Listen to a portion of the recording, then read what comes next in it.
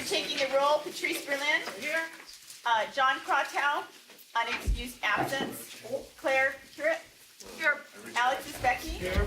Lisa Karajian. Here. Patrick Lewis. Yeah. Heidi McKay. Here. Richard Niederberg. Yes. Eric Previn. Here. Craig Radow. Here. Rob Schiller. Here. Keith Wallenberg has an excused absence. Andrew Sussman. Here. Rita Vieta present. Richard Welsh. Yes. Denise Wellbank. Present. 13 board members are present, so to pass the motion. All right. Surely there's no pause. All right. We're going to discuss the approval of the March minutes. Has everybody received a copy? Anybody have a problem with it? Has I anybody got received back to you? comments and I made. You made the changes? Okay, we will approve the minutes. Which, is this on the regular agenda? Okay, we'll ask. Denise, can you give me 1 second? Okay. Roger Sayegh, are you speaking on a regular agenda or the special? I'm just speaking in regards to my candidacy for the upcoming A election. regular agenda, thank you. Okay, got it. Okay. Okay, we're approving minutes. Okay, update our president. Welcome everyone. Glad to see your faces here, I think. Yeah. New faces, old faces. Okay, I've been glad to remember, this is the time when they cut off our funding. May 20th is the last day for event approval requests. June 1st is the last day for check payment requests. So everybody put checks in, or their requests in. And May 20th is the last day for credit card payments. So we get a May food and fourth cut. So just want everybody to remember that. Now, public comments? Yes, we have Barry Johnson. I'll pass. Okay, we have a gentleman, Roger. Can you spell your last name for me? Sayegh. Thank you. Please come to the mic.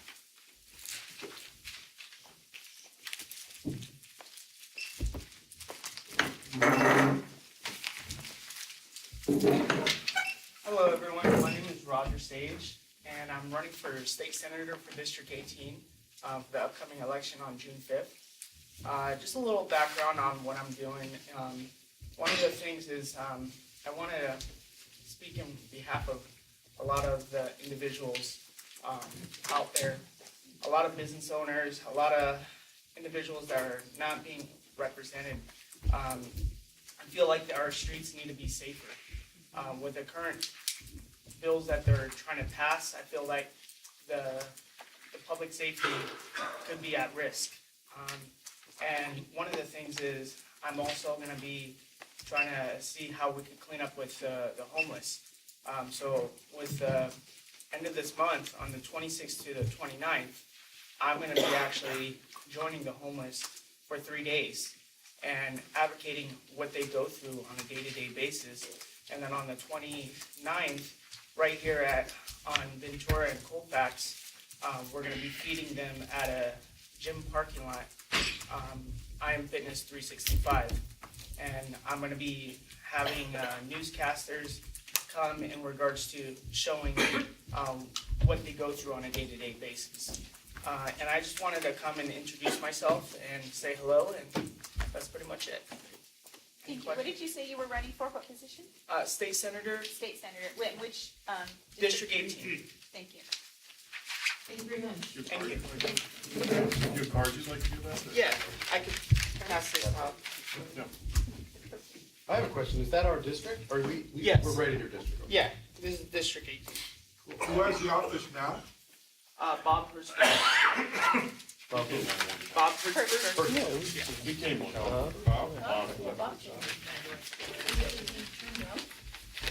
Did you get a HUD? Is he spending those little HUDs? He was represented. Yeah. No, he says. Is it really? We have June, for the event. It's gonna be the 29th around 2, 3 o'clock. I can talk over it. Good luck. Thank you. We get officers. All right. Richard Adams? I have note passing, you can put those cards on the back table, people have.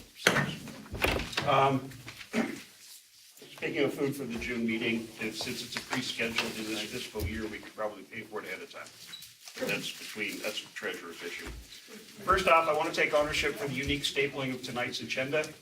I wasn't aware that staples worked slightly differently than any other copiers and machines I used previously, so I put the paper in wrong. Also, speaking of budget items, the board may need to pay for the repair and replacement of my irony meter. It suffered severe trauma last month.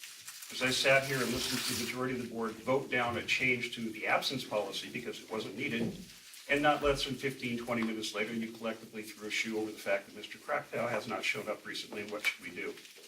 As bylaws whisper, I took it upon myself to point out that the board would have to A, agendize and vote to remove him as corresponding secretary. Then one of you would have to step up and run for the seat and do the position. And then if you actually want to go ahead and take the extra What did you step- just call him? Go back. What was the name you just called, John? John Krakow? Krakow? Krakow? That's what I meant, Krakow? okay? Yeah, Krakow, okay. okay? Right, he's not a backbone. Well, he might have made a reference, and I'll check the tape later. I did not intend to make a reference, Mr. Ratto. I'll be taking a close If I look. call you by nickname, you'll know. Anyway, before I so rudely interrupted, if you want to go ahead and take the extra step of removing from the board, which is up to the board at this point, 3 of you need to sign a letter citing cause, excessive absences, and failure to communicate would be a good start. And then bring it to the board. The board would have to vote on it and approve the removal process, at which point in time you should contact the city attorney's office and ask for advice, because that's what's required. I can predict how they will respond, but I'll keep that to myself and just send somebody an email so I can prove later I did make a prediction. Other than that, thank you much. Thank you. That's it? I think so. Officer Smith. Officer Smith, would you like to give us an update, sir? Yeah, hello, everybody. I'll stand out here so I can talk to everybody. I was gone for a month. I was on loan to the Hope Team, which is our homeless, basically outreach that we do with, in conjunction with the Department of Sanitation and LA Housing and a couple other entities. Department of Mental Health comes along. So they took me out of North Hollywood because the department saw fit to do so. And I was up in the foothill area, like by Hanson Dam and all that stuff. So, and basically what the Hope Team does is, it's LA Housing. If you ever have homeless issues, LA Housing, if you check, is the #1 entity that's supposed to take care of homeless issues. So instead of calling the police, call them first, because that's what the city says is the #1 person to talk to.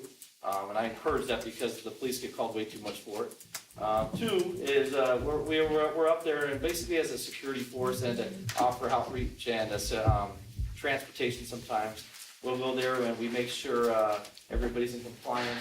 In most places, like out here in the sidewalk, anybody can sleep on that sidewalk if they want to from the hours of 9 p.m. and 6 a.m. Just so you know, in front of your own homes too, that is legal in the city of LA. So there's places where there'll be major camps. We'll go with the Department of Sanitation. They'll go and put a posting that everything needs to be cleaned up. They'll give them 72 hours and offer outreach. They go back the next day, offer outreach again. 90% of the people do not accept any outreach. We show up again with them again, and they show up with the Department of Mental Health and other entities to offer them more outreach. And most of the time, a cleanup occurs, and they can go back to where they're at. So that's kind of what's going on with the Hope Team right now. LA Housing is getting more housing available in the valley. Most of the time, there's 0 beds available in the valley, so everybody needs to truck downtown for housing, and they don't want that. They'd rather stay in the valley. That's what's going on in the valley for that. As far as crime, we had a double homicide on Sunday down the street. They were Coinga meets Ventura, right by the baked potato. Everybody hear about that? So, And that is not in Studio City, as was incorrectly reported. you're right, it is not. And I'm glad of that because I don't have to take responsibility for that homicide on my number. So, and so I have to speak to all the homicides, but I am not part of the fact that 2 people lost their lives. And it was so what happened is the groups both know each other. So the suspect knows the victim. There was an argument that occurred. for some reason it got too heated. The suspect is seen going into the gas station across the street, filling up gas cans. Goes across the street, basically starts an arson fire, where 4 people lose their life. One person is not doing very well at all, and one person is still critical. So it might turn into a triple homicide. The person who did the homicide's vehicle was caught on film. People knew the person. Warrant was put on the license plate. Person was caught 6 hours later by highway patrol. Had burglary record or something. Had burglary record. I read the Daily News of you. Yeah, I don't know about everything about his record, but it was caught. So as far as crimes in Studio City, we still continue to have tons of vehicles being broken into. That's always been the number one crime in Studio City. It'll remain the number one crime in Studio City. I tell people, learn to please put your stuff away out of visible range, put it in the trunk, or bring it inside. Remember, just because it's there, convenience can cost you a lot of money. And vehicle thefts are high up again. It's lots of times because the vehicles are tandem parked in underground parking spots. People leave a key in the car for the next person, and you rotate it back and forth. The person breaks in, has the key to the next car, takes the car. And we're seeing an increase in that. Again, the same principles apply. Don't leave your keys in the car. Also, if you have a newer car, please check that little leather pouch that it came with. Sometimes there's a valet key in there that none of us even know about. And I talked to a few people, and they checked right there in front of me, and there's a valet key in there. So please go through your stuff, check your keys. As far as our homeless population here, they contribute to about 30% of our overall crime as arrested suspects. As unknown suspects, we do not know because it's unknown. But the Hope team that works in North Hollywood is one of the better of the teams that I work with them. They have tons of resources, and they're quickly putting people in their cars. As soon as the bed opens up, they're transporting them places. We've had success stories of people getting met with their families out of state because of these Hope officers and Department of Mental Health. So the ones that work here in North Hollywood, which is the Studio City area, are very, very hard workers, and they're getting a lot of good things done. So does anybody have any questions about anything that's going on? Is your jurisdiction basically everything in LA except the freeway roadways? No. So, but basically, Okay, but and like, what I'm getting at is, whose jurisdiction is the land along the freeway? Caltrans, state property. But who's Highway law patrol. enforcement? Highway patrol. Because they say it's not. They say their jurisdiction is just the road. No, it's the most everybody can look at the freeway. There's a fenced off land that usually is about 40 or 50 feet alongside it on either side of it. Sometimes it's bigger than that. That's state property. LAPD does not. But but the highway patrol does not go after trespassers in that land. You're right. You should get them in here and ask them why they don't do that. That's up to you. Yes, we should. Yeah, We right. should. And I can't speak for them. And then if he was running for state senate, you could ask him why too. And that's why state assemblyman, when he's in here, ask them why too. So like I do not like to do anybody else's job for them. So like it was what I'm trying to say. We're over. So Studio City is almost over 5 square miles. Rampart Division is 2.2 square miles. I have 1 patrol unit at any given time. 1 patrol unit. So if anybody asks me, can you watch that intersection? The answer is no, because we don't have enough people. So I'm just letting you know, if you want more resources, not on the freeway because I don't deal with them, but if you want more resources here, you need an audience, not even with my cap, you need an audience with the chief and an audience with the mayor. They're the ones who decide what resources I'll go for you folks. And I can't say whether they're doing it wrong or right. I work for them. So if you want that, that's what you need to ask for. Anybody else? Does anyone up here on the board have a question? Yeah, I have a quick Yes, question. sir. I was at the Ralph's, our Ralph's near the metro. Yes, sir. Now, is there a car parked out front, just kind of as a deterrent of LAPD car? Or did I only see that on one day? I can't say that happens, terrible yes or no, but It's a Chinese restaurant. They like it. inside the parking lot? Yeah, no, I see them I'm walking eating there into all the Ralph's. time. It's just a big Ralph's. And parked. So in Studio City, that parking lot causes tons of radio calls, Yeah. so officers are there anyway. So Oh. officers are there for calls all the time, because Starbucks has a lot of issues with homeless stealing from there back and forth. They've had that, because I'm a liaison with Maggie, the manager, she calls me nonstop. Ralph's is also having people going in and steal stuff constantly. So yeah, that is a busy parking lot for us, period. So you're gonna see cops there all the time. Yeah, and the North Hollywood Library, there's also a car often parked. The department of library, so library pays for overtime for officers every day at certain libraries. North Hollywood Library, because it's adjacent to the Metrolink, was having issues. That's one of the trouble libraries. That's why we're there. Anyone else up here? Anybody? I just want to say thanks. I see more and more P71. Thank you. Well, yeah, so P71, just so you know, about that is going to court. The person is being fined. The owners are being fined for that. That took a lot of things, A, B, and C together, everything else. So the owners are going to be getting a huge fine. So. Thank you. Thank you. Very nice. Thank you, sir. Everybody, good night. Thank you. Good night. Thank you. Jessica.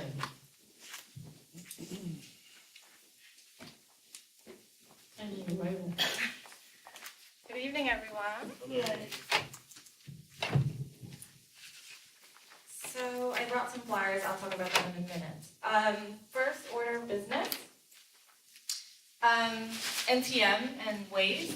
I'm sure some of you have heard that the council member was interviewed this week, actually last week in the LA Times, and he did an interview on KPCC, which is NPR subsidiary, to talk about Waze and its effects to cut through traffic, which of course affects Studio City. A couple constituents called in. Sue Ellen called in. I was listening. So with that said, I wanted to talk a little bit about the motion that the council member put forth through the city, and also the update for the traffic management plan.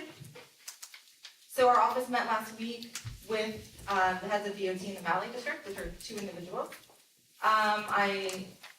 They basically worked out the entire plan with us. They had in advance back in January, I gave them a map so they know the areas that they have to cover. And they will be issuing the information as to who the person is going to be for the consultant in about a month to 2 months. And then we will be hosting community meetings. So I'll let you guys know when that occurs. So you guys, I would recommend as many people as possible go explain their problems in their areas. Every person I've ever met since I've been here for almost a year, they are aware of everyone. But if anyone new would like to show up, I'd be happy for those people to show. So when I have that information, I will pass it along to you guys and put it in the newsletter. In terms of the interviews with the council member and his motion, it touched on a few things. And the first thing it asks is for the Department of Transportation to report back in the city council to answer the following questions. What city data is available to makers of the app, like Waze and Google, which are both owned by the same people, and Apple? What data does the city receive from these apps, if any? What benefits, if any, does the city receive from its previously announced partnerships with these companies? So the city of LA actually has a partnership with Google, so all the work I do in Google Docs, Google Email, all Google. So we want to know what we are getting out of that partnership. What efforts has the city made to engage mapping apps makers to address neighborhood concerns, and what has been the response from that engagement? He also moved the council to request that Waze, Google, and Apple make their reps available to council members and committees for public dialogue on the impacts of their apps and how to reduce them. So up to this point, the council member, this is not the first time he's introduced this motion. He's done it in the past, and basically what happened was the response from the apps is, yeah, whatever, it's public streets, we can do what we want. In the sense that they have been basically refusing to even sit down and meet and have even a simple conversation. When the council member spoke with the person at LA Times reached out to Google and Waze, and they basically only responded by a text message. They are not really interested in having a conversation. So I have a copy of the motion. I will be happy to email to anyone who's interested in reading it. Councilmember Rue is also very big in this initiative because he has a lot of the traffic on the other side of the hill as well. Next up is transportation. Barry will like hearing this news. So the traffic signal at Berry Drive in Ventura. So the work orders were issued for that back in October of 2016. This project is funded by Vision Zero, which is the mayor's initiative to reduce pedestrian deaths. DOT I got a call last week from Brian saying that they approved this location and design is now beginning for a light there. So they hope to have it should be installed by early 2019.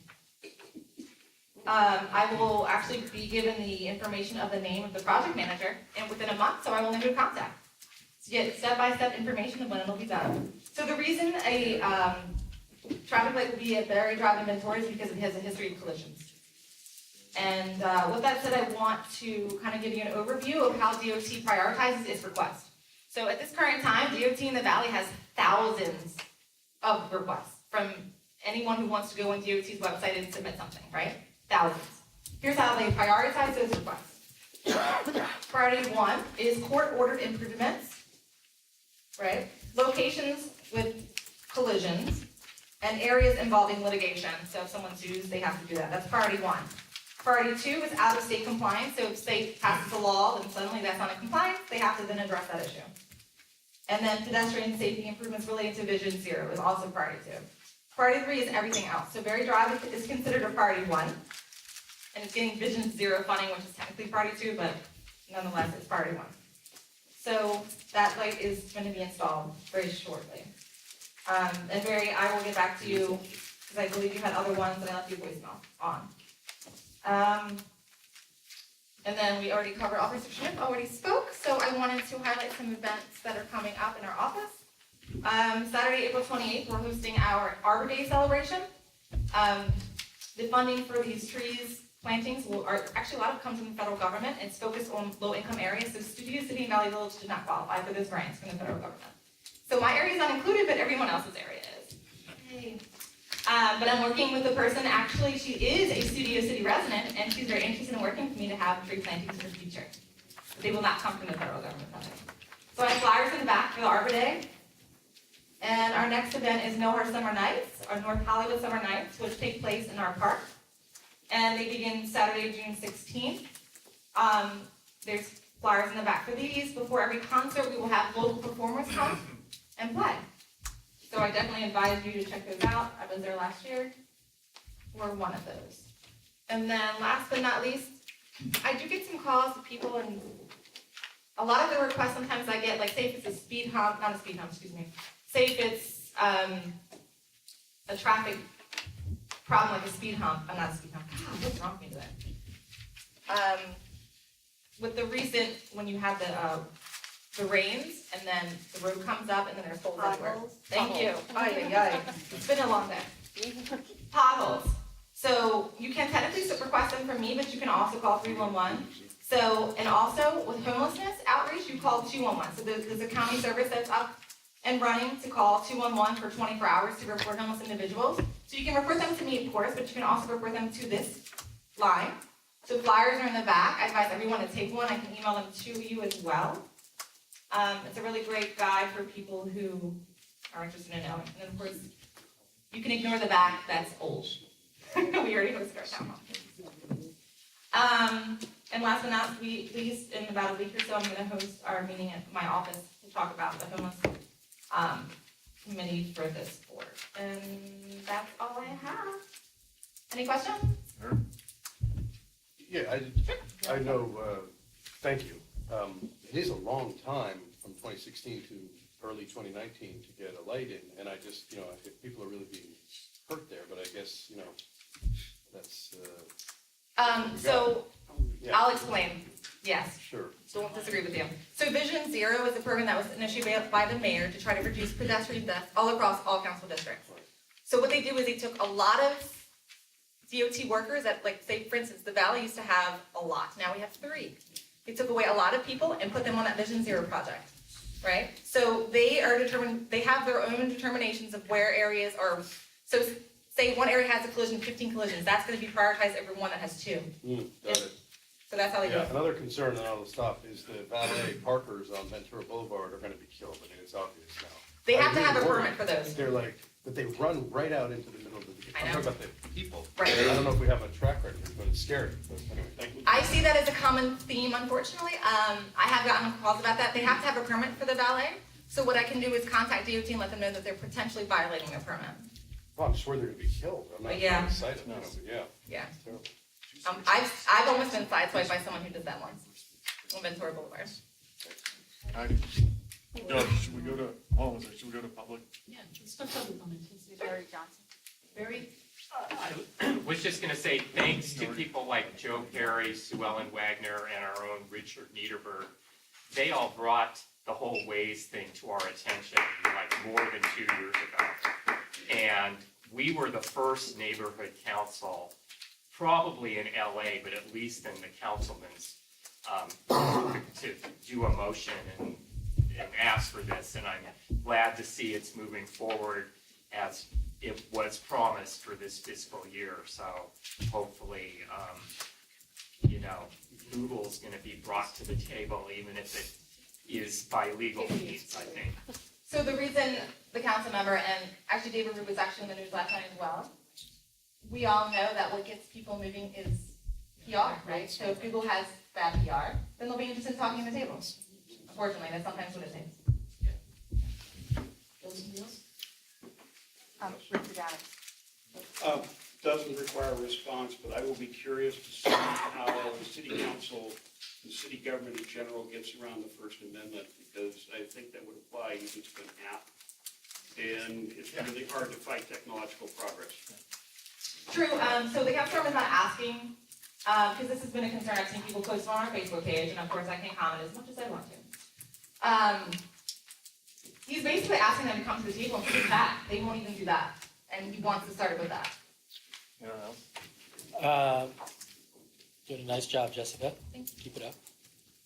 The, on Colfax and Barry, maybe you address this later, the cones, we gotta do something about those cones. Yeah, they were put in an order last November, so I have to find, Steve told me they'd be done by fiscal year, which means before July 1st.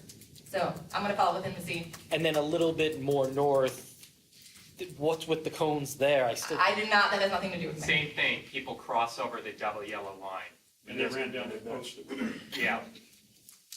Almost been hit head on there. From people turning left? Well, I'm turning left, Okay. and the ones coming north cut over the double yellow line. Okay. I don't know. Okay. It's kind of I will- dangerous right now. I Doesn't will- look great. Yeah, I'm gonna check DOT to see if there's an open request there, chances are there probably is. And if there is, and I'll just find out to see what's going on with the status of that. So they are steadily trying to get through all of the things that came from this, this fiscal year. So they are diligently, like, there's a bunch of lights going up, but not in my district, not in City Valley Village, just happening in areas that are far worse. In the next 2 weeks, actually. So they are slowly getting to everything. So that should be done before July 1st. Because then they have to come to the council member and ask for a budget. And I appreciated the note from the councilman today that went out to folks who wrote him about the public safety issue and getting more officers. So thank you for that. If you could He has thank a him. meeting with Captain Graham on Thursday, Very nice. lunch. Anybody else? Yeah, so the Waze thing. Yes. Traffic's a big issue in LA, right? Cars in the main, like, the 101 and the Laurel Canyons and all that. And Waze has kind of found a way to disperse that, right? So if you got rid of that, it would just reclog those main ways of travel, right? So I think what the council members, the council members concerned with the fact that sometimes Waze will take people off a road and it doesn't save them any time, for instance. And I've tested this out. Well, that's a different, I mean, if you think that Waze is ineffective, that's one thing. Correct. But if you think that it's just interfering with people's side streets. Right. That would, if you got rid of that, that would make traffic in LA a lot worse, right? So, right, and that's why you need to tread lightly. So basically what we want to know, first we want Waze to come to the table and talk with us, and they want to know how their algorithms work. We do not know. We'd like to know. Okay, I mean, I use Waze a lot. Yes, so does the council member. Yeah. Yeah. So it's kind of hypocritical of him then to try to get rid of it, right? He doesn't want to get rid of it. He doesn't want to get rid of it, he Right, just wants to he's talk. suggesting something like, so, for instance, what if you're in a road and it says, and sometimes it does this, you will save 4 minutes if you take this exit. Is that necessary? 4 minutes, who cares? I ignore it, right? That's the kind of stuff he's What if arguing. your kid's dying in the back seat? Well, then they don't ignore it. But most of us, I ignore it because it's 4 minutes, and most of the time, it's not really that worth it to me. Okay. So it's a concern of safety, and You got him. it's a safety issue. And he's honestly, this is not the only state that's talking about it. New Jersey is another state that's had a lot of this problem.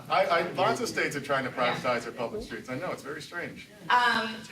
So in the article, actually, the reason the council member reached out is because they talked about an area in Echo Park, which is a significantly dangerous. The Hill, I street. read the whole article and I got involved. Yeah. But not all streets are legally Barry, totally not possible talking to you right drive. now, bud, Right. totally not.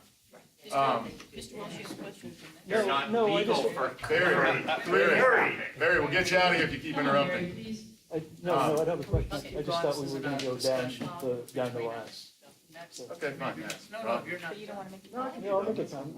Okay, Mr. Welch has a comment. So this is really, this nexus of how, as a community, we define the use of the commons, right? Our streets, and increasingly when drones start buzzing around delivering packages, when robots are going around, we are still have collective ownership, I think, of that commons. And we're talking about how we negotiate the change of technology. I think it's a very important question. I think the way the motion was phrased, he talked about what city data is being given to these companies, or what data is coming back to the city from these companies. There's an opportunity, I think, here for a win-win solution, but these companies have to come to the table. And the fact that at the kind of grassroots community level, we're asking these questions, I think is really important. And one of the critical things that we can do probably as a neighborhood council, have this kind of discussion. Because I may not agree with you 100%, we may not all agree, but it's a very interesting discussion to have, I think. No, I 100% agree with you, and honestly, it's kind of surprising that other council districts aren't involved, because it does affect a lot of areas, and really, to my knowledge, it's primarily CD2 and CD4. Yeah. Even though CD13 also is affected by it. CD what, 13? 13, Mitchell Farrell's district. So I think we definitely should be reaching out an olive branch to the ways and any technology like that, because it does give the city, as Richard's saying, real feedback on traffic by the second in the city. And if we could access that information, it would sure beat those little strips that we drive over when they're seeing how many cars go through an intersection, which is so low tech. So I would love to see it, not be an animosity situation, but one that we could find, we could meet and share information. I think that would be positive. And that's exactly why the council member directed the DOT to be doing this, right? Since they have the data. No, Oh, yeah. Well, what's funny is that we're talking about something on one hand, but then the council office and the rest of our council members are doing something on the other hand that makes the problem worse. Well, Waze is created because of a need. Would you agree? I mean, Well, I won't go yes into that. and no. Obviously, well, It's a business that wants to make money, but yeah. right, but they make money because people love it and they use And it. it's free, they can take your data. Yeah, but we love it and we Right. use it. Right. The problem is that we use it and love it because 10 years ago, we had to deal with the nightmare of traffic that we have, And Vis-a-vis, like wait a for old minute. school maps. vis-a-vis the incredible amounts of development you guys are allowing and variances you guys are allowing builders to make, increasing our density immensely, which we have to use Waze. I'd rather follow the ideals that everyone's painstakingly working on to control Waze, but you guys are making it worse. No, that's not our goal. It is, No, it's because the not. That's greater not what we're I gonna said be here. densely populated, Right. people are gonna have to find other alternatives to get to work and do whatever they need to do on a day-to-day Or basis, become homeless.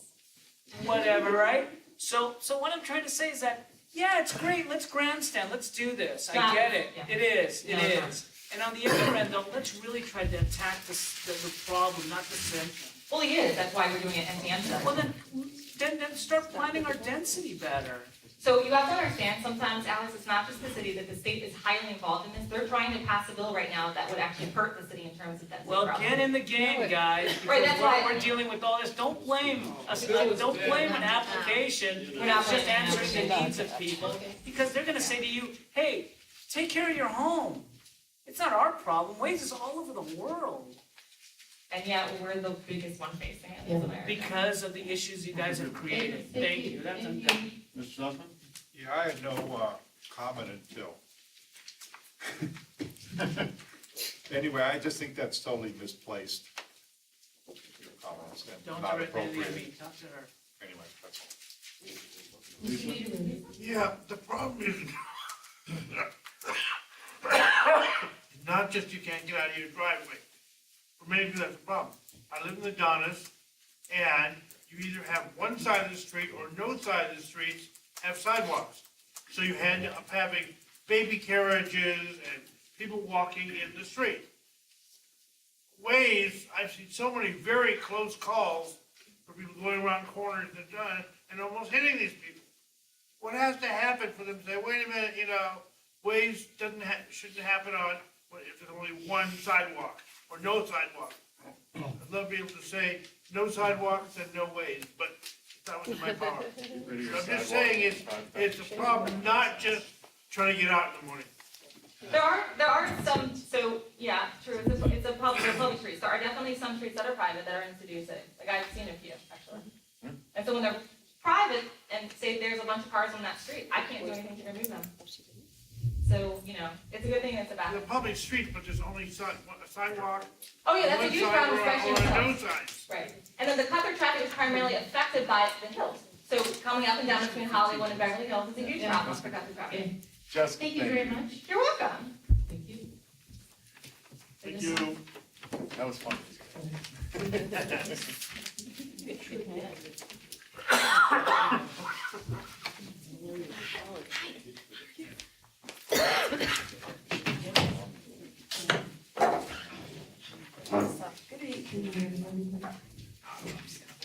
Good evening.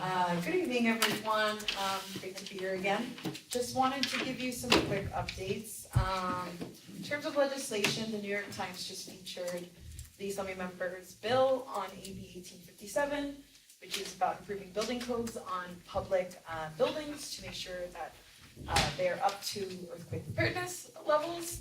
And then AB 2681, which is about mapping seismically vulnerable buildings. Luckily, City of LA already has a program like that, but unfortunately, other cities throughout the state don't have that. So if you saw the article, San Francisco is pretty much vulnerable to any major earthquake, so everything's gonna fall down in San Francisco. We don't want that happening in LA either. So if you want to check that out, it's a really good article. And just a couple of event plugins. So on April 29th, Sunday, from 10 a.m. to 11:30, the Assembly Member is hosting an LA River Walk on the Sev Yaroslavsky LA River Greenway Trail. We invite everyone here. I left some flyers in the back. I can pass them around as well. The Assembly Member will be there and will be there to answer some questions for constituents. So that is your opportunity to meet and talk with the Assembly Member about any issues you have regarding the state of California. And then we also have our women's self-defense workshops that are happening still. We already had the one in Studio City this past weekend, but the next closest one to Studio City would be the Sherman Oaks, East Valley Adult Center. So if you'd like to attend, they are free. It's on April 21st from 1 p.m. to 3 p.m. So I also left flyers in the back. In terms of issues that I've been mainly being contacted of, it's homeless encampments on state property. If people don't already know, the main entity at the state level that addresses homeless encampments on state property is usually Caltrans. And some people are unfamiliar with the process of how homeless encampments at the state level are addressed, but it can take about 4 to 8 weeks for a homeless encampment to get cleared, and it's incredibly slow. And unfortunately, Caltrans can't respond with an initial cleanup without those individuals getting the services they need first. So before Caltrans can even come in and clean it up, they have to be served with Homeless Services Authority. So usually it's LAHSA or LA Family Housing. So before the state can really come in, we have to give them the services that they need before we can come in. But if you do see any homeless encampments on state property, usually they're on highway, on ramps and off ramps, please let me know. We do have a Caltrans contact, and I always give him a heads up. I'll send a request through the state, but I also send an email just following up with our Caltrans rep, making sure that the area does get addressed appropriately. And I think another issue that I've also been hearing about is the clearing of landscaping and vegetation on some of the highways, like the trees and the brushes. And just to let you know, a lot of that has been happening because there's vegetation and dead tree removals that are happening right now in response to the fire ordinances of the fire marshal at Los Angeles Fire Department. That is imposing that on Caltrans to adhere to. So unfortunately, we're seeing a surge in fires due to homeless encampments, and the encampments happen to be positioned very close to proximity to residential and commercial properties. So if you see any clearing of brushes or trees, that's the reason why. It's the transients usually like to hide under the bushes, or behind the bushes, or under the trees, or the canopies, in the shade. So Caltrans is responding by removing some of the trees to prevent cooking. Sorry? But that's, I just wanted to give everyone a heads up in terms of if anyone had any questions in regards to that. But happy to answer any questions. Do we have public comment on this? I guess this isn't on the agenda. She read it on Do you need, No. Lisa? do you need a public No. comment? Lisa? Hi, I'm so glad you brought that up. Right at the intersection of Lancashire and Ventura, from the community's talk points, it's gotten very loud and air quality has really suffered because of the clearing. It sits between, I would say, CD2 and CD4's domain, but it's definitely under a Dreams. And I spoke to him about this on Sunday, and he said to come to your office and speak to you again. But there has to be some other solution, and I'm open to that. I called Caltrans last week. They don't have any state funding for walls. I'm not asking for walls to go up in our area. We don't need any more light, but I'm looking for a greener solution to mitigate the noise and pollution for our homeowners to business owners, and it's a big tourist juncture there. We certainly would like to have something green to help. No, I totally understand, and I've been in contact with Caltrans in regards to this. Per their studies that have been happening around the country, that a lot of the vegetation doesn't actually prevent the sound issue, or doesn't address it as well as maybe sound walls. But it's definitely something that They did say sound walls are the number one, but for those communities that are trying to err on green, different, and I have read studies that actually having low brush and trees help with it, and if it helps with the pollution and the dust and the brake dust and the noise, it's pretty loud in a lot of our communities. And it's definitely something that our office has been hearing a lot, and it's something that we keep reiterating to Caltrans. So can we come up with a plan maybe for 2000? Definitely, if in terms of legislation, you can email me, I can give you my card that we can consider and see if that's something that our office can bring up and see if we can do something about that. That would be great, thank you. Rita? So I have a tremendous concern about this cutting away of the brush on the highways, because it makes it look like a blighted area when you've taken away the greenery, and all of this cutting away of the brush throughout of our city only contributes to the heat island effect. We are, in fact, in a desert, and if we don't have that brush and that heat, even if they're shrubs, it is better than nothing, and it keeps the land in its place. It's very important that we maintain this, and so I'm really adverse to just this cutting away. I saw some beautiful shrubs that used to be, or vines that used to be along the freeway, that were just all cut back and left there like dead, entwined in the fencing, and it just looks dreadful. And they used to be green and vibrant, and now they're just gone, and it's sad. And they left the trash behind. It's just sad. Good job. Mary? I got an email response. I was the one who started a lot of this a few weeks ago because of the clear cutting next to the Moorpark and the 101, and perfectly good trees and big shrubs that had been there for 70 years since the freeway was built were cut down. She wrote me back, and essentially, I can send you the email. I can send it to all of you. You responded to. No, this was a Caltrans person. Oh, okay. And she said they were cutting it down to get rid of the homeless in no uncertain terms. And to me, it's like, that's not the answer to our homeless, is getting rid of the shrubs and trees. That, by the way, in conjunction with a sound wall, is better yet than having one or the other. So it's like something needs to come to a head from our state leaders on this to stop this policy, because this policy right now, the Caltrans LA office, they're doing it all over LA, and I've seen it all over Without LA public comment, by freeways. the way, without public comment. Right, right. Not public comment. So, you know, it's just, when I went by the 101 in Moorpark one Sunday, I just couldn't believe it looks like a clear-cut forest that I'd seen in the timber areas of Alaska where I used to live. That's how bad, you know? So, you No, know, definitely, it's definitely something that we're hearing, and that's something that we keep reiterating back to Caltrans. So hopefully we can get something. that and just one last thing. Yeah. The saying Caltrans is not law enforcement. No. Who is law enforcement for those areas? Because there are signs that say no trespassing. It's without a doubt, no trespassing land. It's not like somebody deciding to sleep on a public sidewalk, which is legal. It should be CHP, so higher control. But they say that's their roads are what they do. They don't handle the land.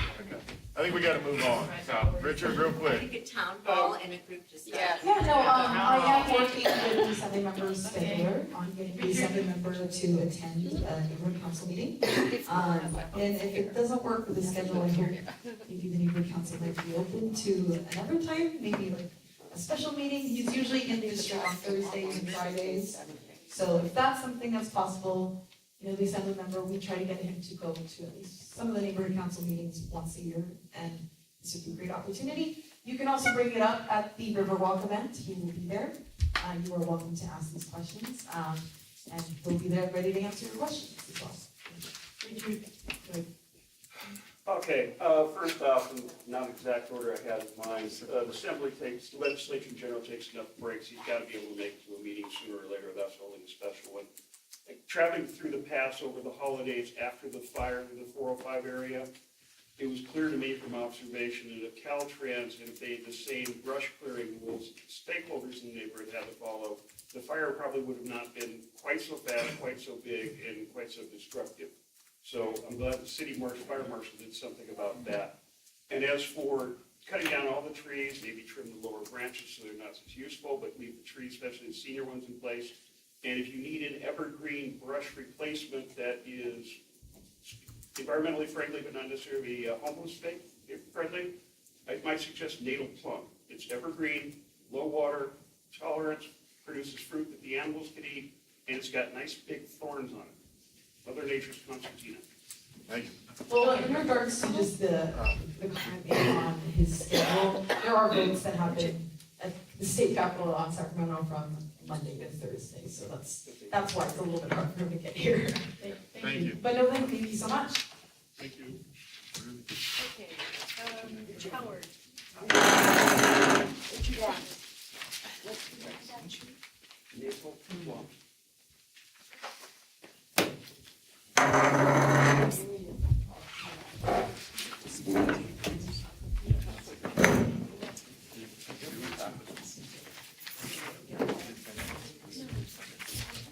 Well, good evening, Madam President and board members.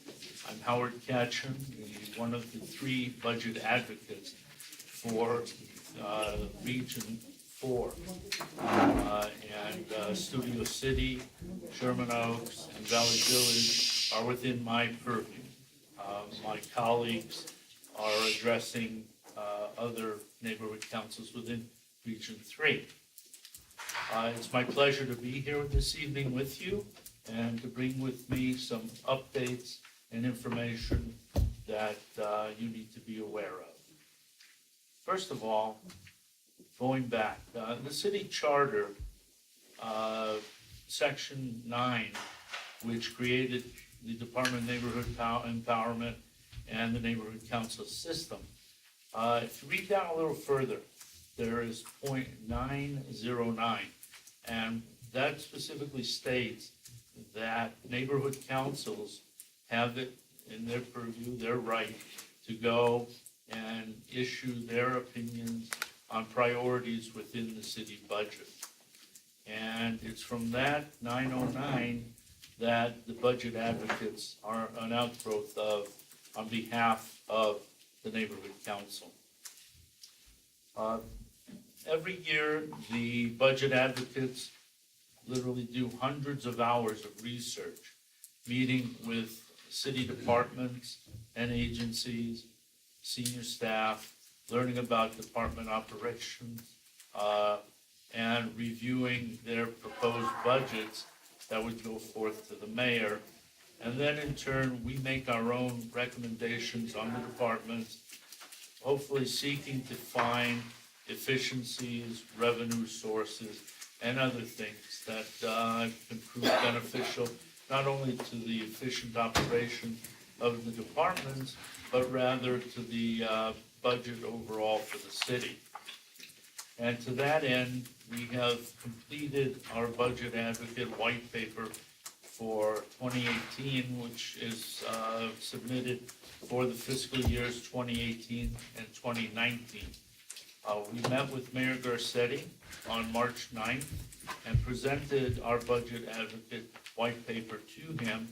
And we engaged in a very interesting discussion, I'll say, with regard to what our recommendations were and other issues within the city.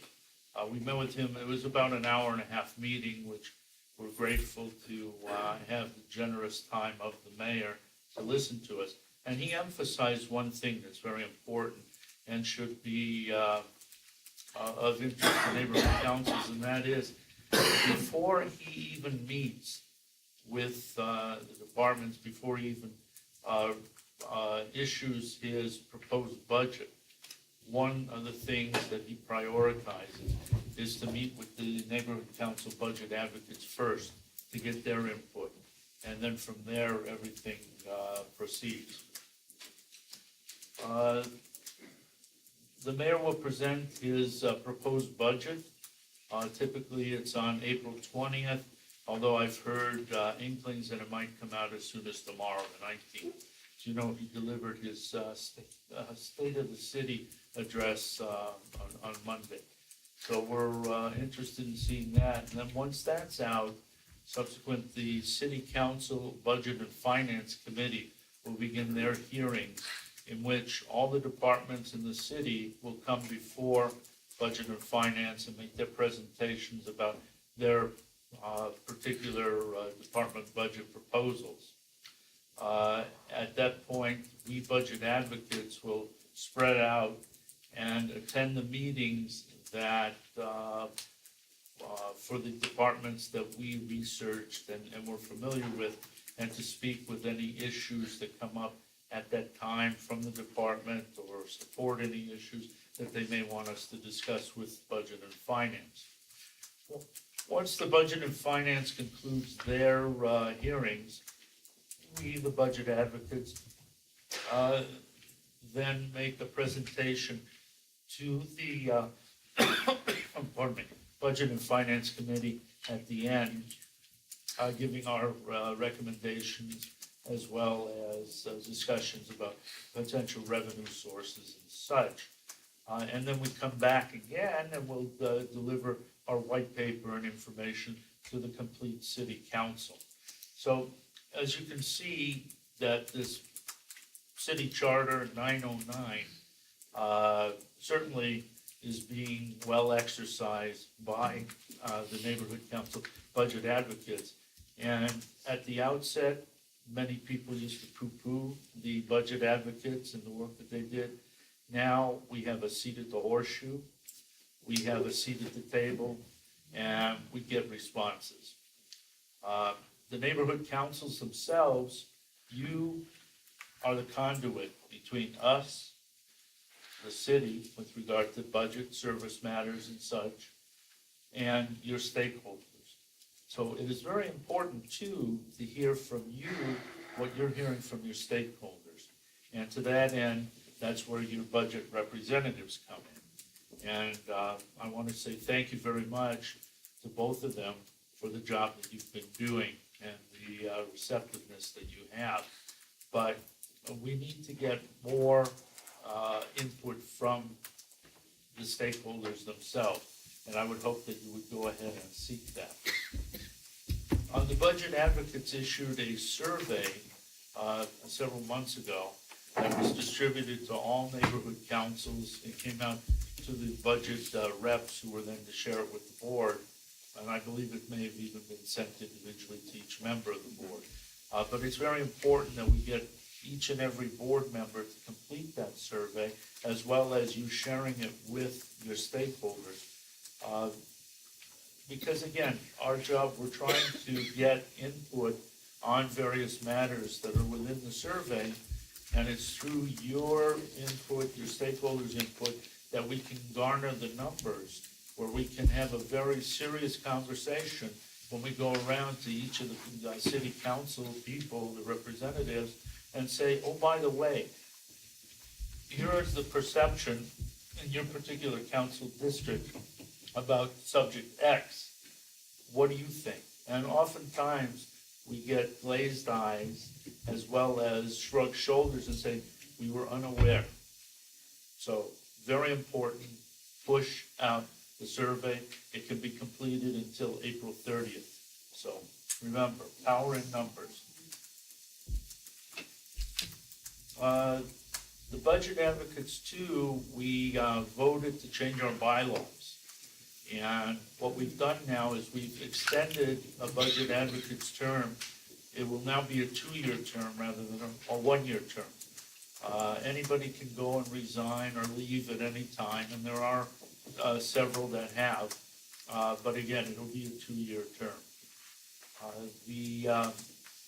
I want to ask of you that at your May meeting, you go and agendize to elect, appoint, anoint, whatever, 2 budget representatives from your council who will serve during the fiscal year, coming fiscal year 2018 and 2019.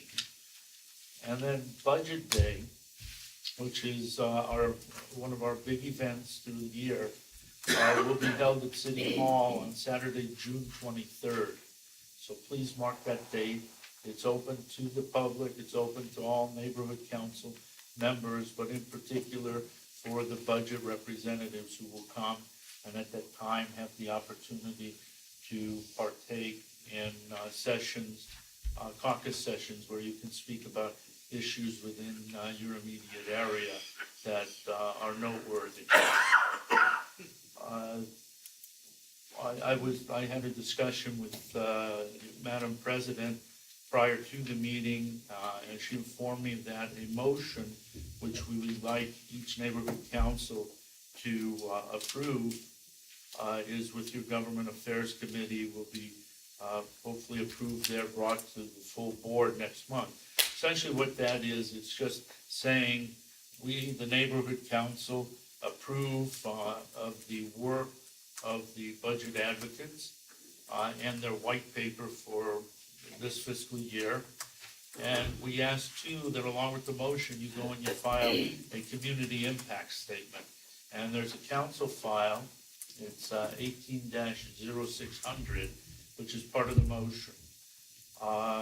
That council file is part of the Budget and Finance Committee. So again, the more response we get from the neighborhood councils in support of our efforts, the more the ears are open down at City Hall as well as throughout the city of LA. I just want to mention that of all neighborhood councils, other than Sherman Oaks, your council, Studio City Neighborhood Council has filed a CIS that's in there right now in regards to your work with the police, which I thought was very good, and more community stakeholder comments are in the file as well from Studio City. Excellent. So we're winning. Well, good. Job well done. I mean, that's your intended purpose. There's a big agenda tonight. And then something to bring to your attention, and that is as of March 31st, there is in the neighborhood council system unspent funds or uncommitted funds of over $2 million, something like $2,200,000, which is a bit worrisome. And you're probably aware or heard of the ongoing committee that's dealing with funding equity within the neighborhood council system.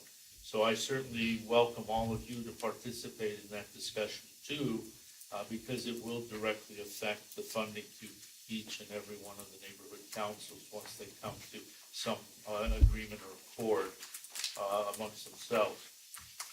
So, and that leads me to, I would sit down on melt knee, but and I ask you, picture me on melt knee, hands guys.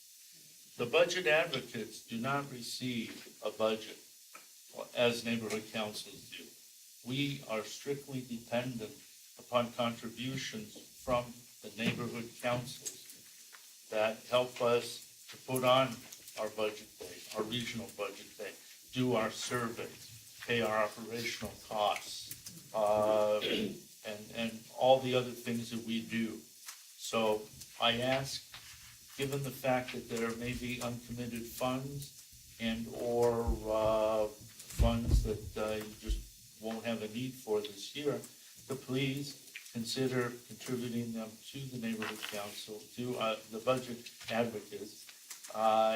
And I've created a procedure with the city clerk by which that can be done. It's on our website, but in addition, I provided, I think, the procedure to your budget reps. And if you don't have it, I'll be happy to send it again. Finally, as we mosey along, I welcome you all to go to our website, to ncvala.com, where you'll find a wealth of information about us. Say that again? ncvala.com, and there you'll find past white papers as well as other information, find financial reports and such. So again, with that, I'll conclude, and again, I thank your budget reps. I thank all of you for your time and attention. Thank you. I'm sorry, I just want, yeah. one clarifying question. You asked us to agendize something at the next board meeting, and I missed what that something was. Oh, the motion. The overall motion. The motion for the, CIS. Yeah, the motion and CIS. that's what you asked for? Okay. Right. Okay, I had requested an email, I passed on a request 2 months ago to Madam President to agendize the request, and it just simply, for, the President sets the agenda, didn't make the agenda, so the message was passed on, and I want to let you know that communication did go through. Great. And I think I sent it to the entire board, I believe. Yeah, okay, excellent.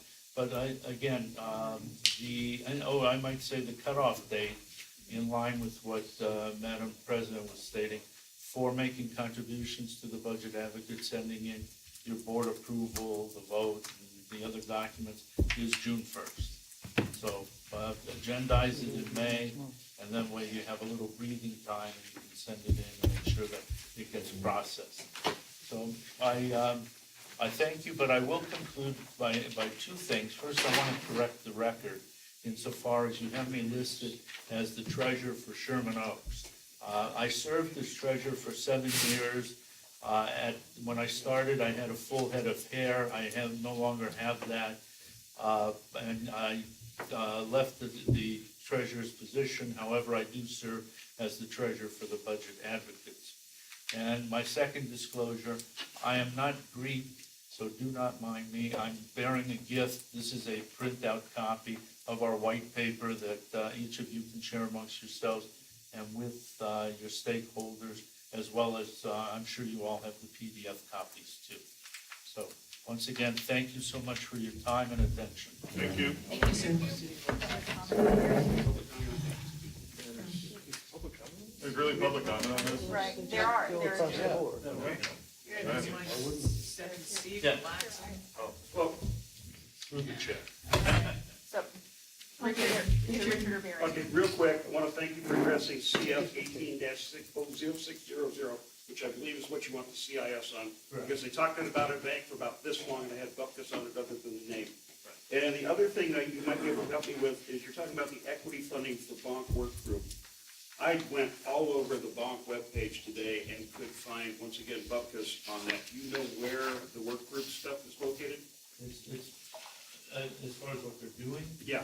I'm not sure. Let me there should be minutes posted as well as agendas from the meeting. Okay, all I saw was bond meeting agendas. Right. Maybe you can email whatever you've got to Denise, tonight or tomorrow. I'll see if I I don't have. even know why we Please and thank you. I don't know why we put time next to it. Gary? No? Okay. Thank you, sir. All right, thank you all. Thank you. Okay. Yep. We're going to adjourn for the special meeting. Oh.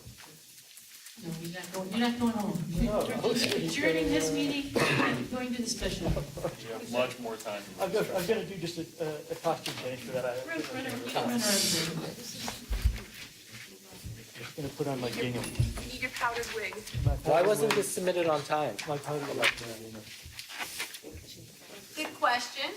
You submitted it? I was late. Oh, you were late. Yeah, I'm the one that's submitting it. It's for Okay, so this sustainability takes time from our committee. meeting doing this Happy to work with whatever the team wants. for a motion that'll, All right, so I'm just gonna call the roll.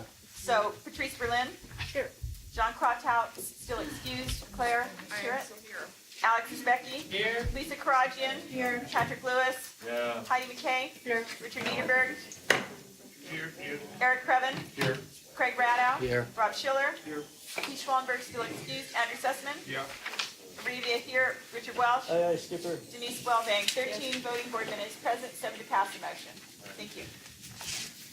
Everyone's gonna vote in favor of this, so let's just go. right. So I mean, president This shouldn't take more than 2 I minutes. mean, it's Yeah. the same as if we're on the regular Just agenda. Ross. Exactly. Thank you for your patience.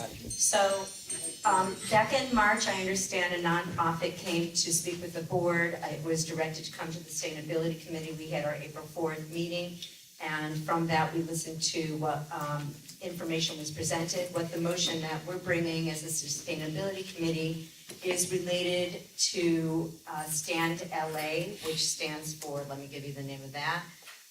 Stand Together Against Neighborhood Drilling, which is Stand LA, it's an environmental justice coalition of community groups that seeks to end neighborhood drilling in Los Angeles.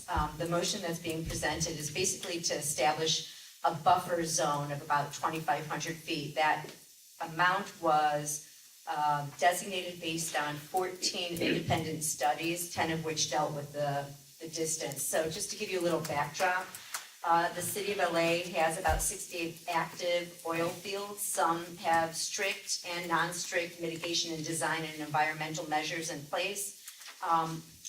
The 1.7 million people live within 1 mile of an active oil and gas well. Within that group, 32,000 live about 325 feet from it. Pretty close. The 14 studies I was speaking to you is basically about quality of life. 10 considered, as I said, the distance. They recommended anything from 1,320 feet to 8,200 plus feet distance. The average population was designated about 156.3 people per square mile. LA sits with a density of 8,092 plus square mile. So in LA, this advocacy group of advocates, they really just want to state to our city council, please consider this 2,500 foot setback to protect the health and safety of nearby residents. And they just chose the lower end of the spectrum to hopefully get some traction, and it mitigates some of the hideous, they call them the dirty dozen of poisonous, toxic things that emit from the oil wells, as well as the transportation that's used to move the oil that's brought. It's not a big number. They don't get, the city government doesn't get a lot. It's like 0.8 or 0.08% of their income from the oil that is drilled in our city. But the quality of life to the constituents in and around these pockets is what this nonprofit is trying to protect. What's the name of the nonprofit? Sure, it's Stand LA, and the long. They came here. Stand LA. That's correct. Last month they were here. That's correct. They were here in March. It represents Stand Together Against Neighborhood Drilling, Stand LA. So if I may, how would you like to proceed? I know materials were given out with this. Go ahead. Is it like, is it retroactive, like they want to, if a drilling site is now within that, they want to now, is it from this point forward, or is it retroactive? There's a zoning ordinance that's, here's what some language it might make sense. The city of Los Angeles is considering a zoning ordinance that would place a protected health and human safety buffer zone between the oil and the gas drilling sites and sensitive areas such as homes and schools. So they're looking at the whole 68 oil drilling locations, and if they're from 2,500 feet from a senior residence, a school, things of a more sensitive nature, church, places of worship, they would like to say, okay, please stop, unless you're gonna do some really big time mitigation and creating a clean environment for these people to exist in. So, and I don't know what their repercussions are for, I have to ask them. I guess I'd have to ask them, I know we have a representative there, what are the repercussions if in fact this zoning ordinance goes in place and 2,500 feet are put into play? Are they now gonna say, you, location 41, have to stop drilling, or you, location 41, need to put some quality measures in place so that these people that are in this danger zone are now protected? So, I could toss it back to a representative, but, or whatever you want me to do. So I don't have the answer, so I'm really sorry. We're gonna read the motion and go from there. We have public comments too. The Board of the Studio City Neighborhood Council, SCNC, supports the establishment of a human health and safety buffer that prohibits oil drilling within 2,500 feet of sensitive land uses, including homes, schools, early childhood centers, senior centers, hospitals, medical clinics, parks, and etc. We have public comment for Barry Johnson. I think this is wonderful, except for one thing. I think it has to spell out that it's from this point forward. You cannot legislate people out of business. You just can't in something like this, and it has to be from this point forward. Thank you.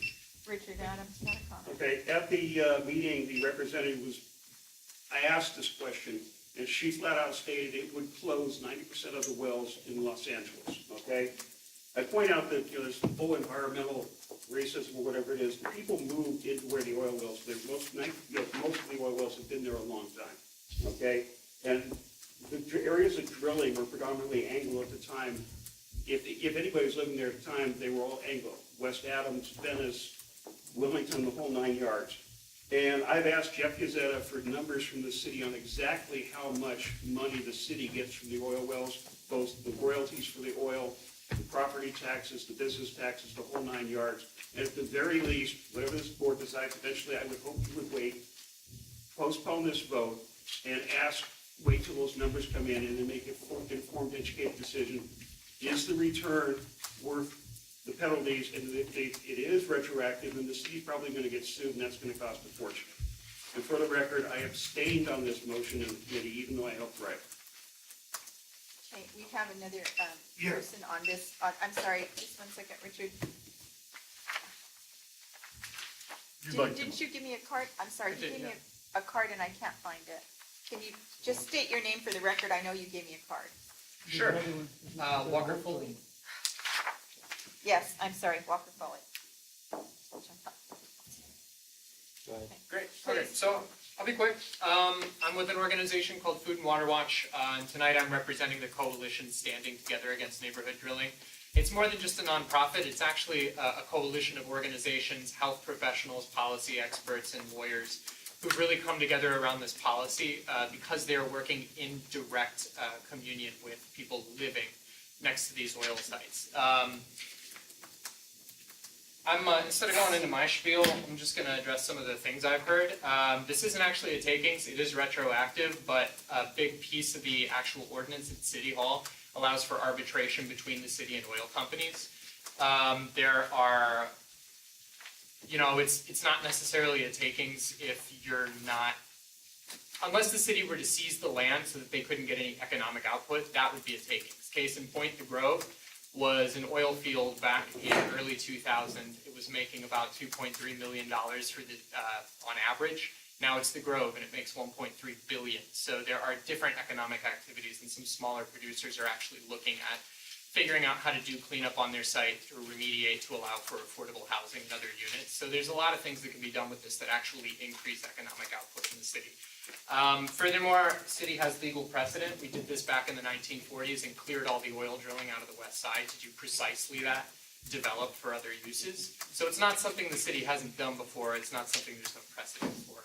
And the reason we're doing this now, we're talking South, whatever they were back in the day, South LA, Wilmington, these are now working class communities, black and brown communities, low income earning communities, and people live next to these sites precisely because there are not opportunities to live elsewhere for them. So the whole question of them moving is, it comes with a bit of a class and economic analysis. That said, I think we did it for the west side. We need to bring our codes up to date with public health and safety in mind. This isn't really as much an environmental issue as it is really a basic public health issue. There's a lot of people getting impacted by this, and I'm happy to answer any questions if you got them. Yeah, I know it says drilling. It doesn't say anything about pumping. Are you including one in the other? It doesn't say that. Well, go down La Cienega, you see a zillion pumps, but you don't see any new drilling. It says the zone, the presentation was based on a safety zone for oil and gas drilling sites. It did not say anything about pumping, so I'm sorry I don't have that part of You know the answer to that? Well, the city's motion, and I have a couple copies, but it says right in clause 1 that they're talking specifically about, gets a little wonky, no oil or gas well, temporary geological exploratory core hole connected with oil and gas well production shall be located within. So they really are trying to target specific activities that happen at these sites, including pumping. I also noticed that motions that end with et cetera always bother me. Okay. And I will tell you, anybody who has driven on La Cienega, and goes through the oil fields, there is a very large old house up on the hill. House was built by Otis Chandler for his mistress, that's his story. My aunt and uncle lived there for, I don't know, as long as I can remember, prior to that. They only lived until their 80s and 90s. As a kid, I played on those oil wells. I'm still alive, and they lived to a ripe old age. Yeah. I would say you're extremely lucky. Exposure to toxic chemicals impacts everybody differently, and not all of our genetics are the same, which is why in the Aliso Canyon area, you get some people who are severely impacted by the regular releases up there, and then there are a lot of people who never experience any of it. Of course, you are 25 years old, so it did take a little bit. Yeah, as a little kid, we have free reign. So, I question some of the issues and views. Mr. President. Yeah, I have a question. Is it possible that I did not hear the word fracking during this entire presentation? Is it? Fracking's not a big issue in the city. Mostly what we're doing, there's been less than six instances of fracking in the last decade. Most of that happens in the Central Valley. There was some exploration of the technique in the Inglewood oil field and up by the Aliso Canyon. Right. But mostly what we do is acid. Let me just ask this candid question. This is not a way to say, let's limit drilling, and then they go, but you didn't limit the they're not gonna start. Fracking is shooting a fluid. Oh, sure. Yeah, it's a well stimulation technique. This is about all that kind of activity happening. And what we're doing is actually somewhat worse. It's just geology is different. Worse than fracking. Yeah. That's what I'm worried about, though, Yeah. is if we have a whole ordinance that says you can't do that, and then they start doing the fracking, which was not so good a couple years ago. Everyone was freaking out about fracking. Oh, yeah, this is comprehensive. Okay, yes, sir, in the back. Now, east of Vernon, they have a super fund, and the children started having leukemia. Around those oil wells, what particular medical cases have been, specifically, Rick, did you get the study on medical cases where there's a higher incidence of leukemia and cancers Sure. around them? Do they have records on that? Yeah, they do. Where can I find it? The County Department of Health just released a health study. It's like a 200-page review on epidemiological studies as well as other studies.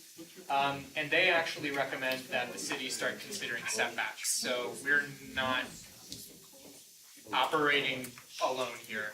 There's a lot of consensus medically around this.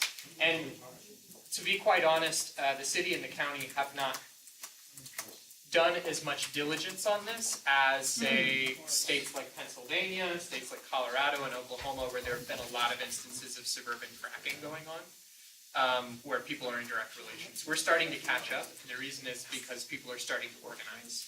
They're starting to talk to their neighbors and connect the dots about what's going on in their communities. Is there a council file on this? Yep. Yeah, can you share it with us? 170447. 17. And if I'm wrong, I will. No, it's 17-0447, which is the study of the health impacts on the city of Los Angeles. Can you repeat that, Lisa? Sure, 17-0447, and part of the original motion was to be part of the community impact statement along with, associated with that file number. Mr. Sussman, you have a question? No, I thought we were gonna go around. You got a question? You got Heidi's hands up. Are we just gonna go around the table or no? You want to, you got a question? Just read your I don't have hand. a question, I just wanna say I highly support this.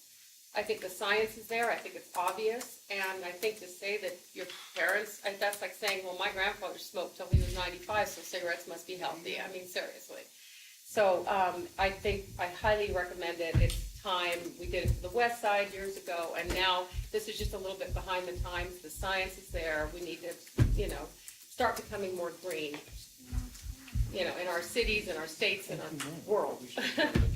So I highly recommend this motion, I highly support it. Okay, Mr. Welsh.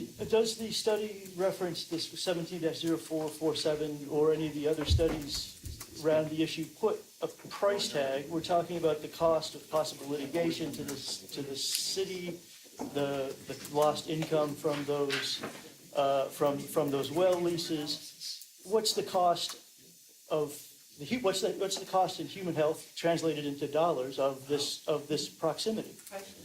Or is there an easy way to answer that question? Maybe there's not.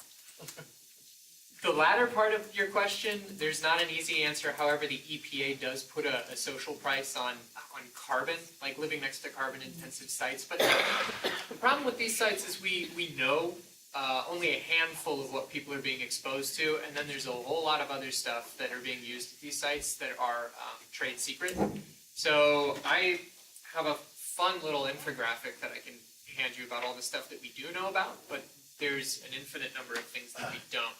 The cost to the city, we think is negligible. I would have printed this out, but I don't think it's public yet. We have a new study from Liberty Hill that basically pulled oil production studies in the city of Los Angeles. It's, as Lisa already said, it's only 0.1% of the city's gross product. The majority, it doesn't even impact the refineries in the South Bay because assuming that all oil produced in Los Angeles gets refined locally, that only amounts to 0.08% of all the oil that's actually coming into those refineries. So just as it would roll out and impact other people, the impacts are negligible. And then if we're talking about the jobs on these well pads, there's only 345 permanent jobs within the oil industry working on these sites in LA. Compare that to the 2 million people in Los Angeles in the workforce. And people who are working on oil pads are actually great candidates to work in the clean tech industry right now. IBEW and a bunch of other unions have actually, in 2015 when the barrel prices collapsed, 5,000 people got laid off in the Central Valley, and the unions started hiring those people like crazy to do solar installment, energy efficiency work, things like that. So there's a lot of opportunity if you look at it. Can we call the question on this? Anyone opposed to that? No. You have something, Andy? Yeah. Okay, go for it. So, along with what Richard said, I think this is, I have a problem with how the motion is written, ending or even including et cetera in a motion is not gonna get my vote, period. It's just, et cetera. Why does it say it? We do a friendly amendment? And Is that then, one? let me finish, and then there's just inconsistencies with the comments from the audience. And, you know, that to say, on one hand, there'd be no lost revenue because, you know, that property was turned into the Grove and made millions, well, then let's leave it up to, you know, our capitalist system, and the oil wells that are no longer making money will turn into shopping centers or marijuana dispensaries or maybe et ceteras. And, you know, so, you know, I have a real problem with how this is written and what's going on. And it's just like playing both sides of the coin with people being laid off, but here they get better jobs and stuff like that. I just think more information is needed, and it's poorly written and too open-ended. And also the comment that, you know, there's so little, 0.00 whatever oil coming in. Well, then why are we having this motion if there's such little oil coming out of the ground? So, anyway. And to that, what Yeah, do we just- do with that oil? I'm sorry, since I'm to his right.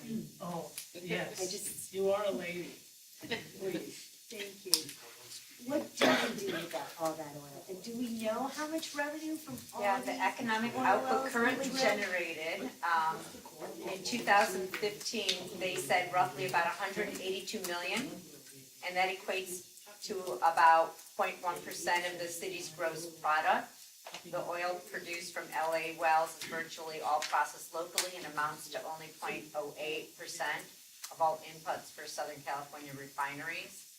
This is language that I was reading and presented at the meeting, and it said, you know, it's an assessment. It says, given the small scale of this production, the 2,500-foot health and safety buffer ordinance proposed by the Broad Coalition will not adversely impact the city's economy, gas prices, the refinery industry, or even most individual oil companies, the majority of those of whose assets lie elsewhere in the state.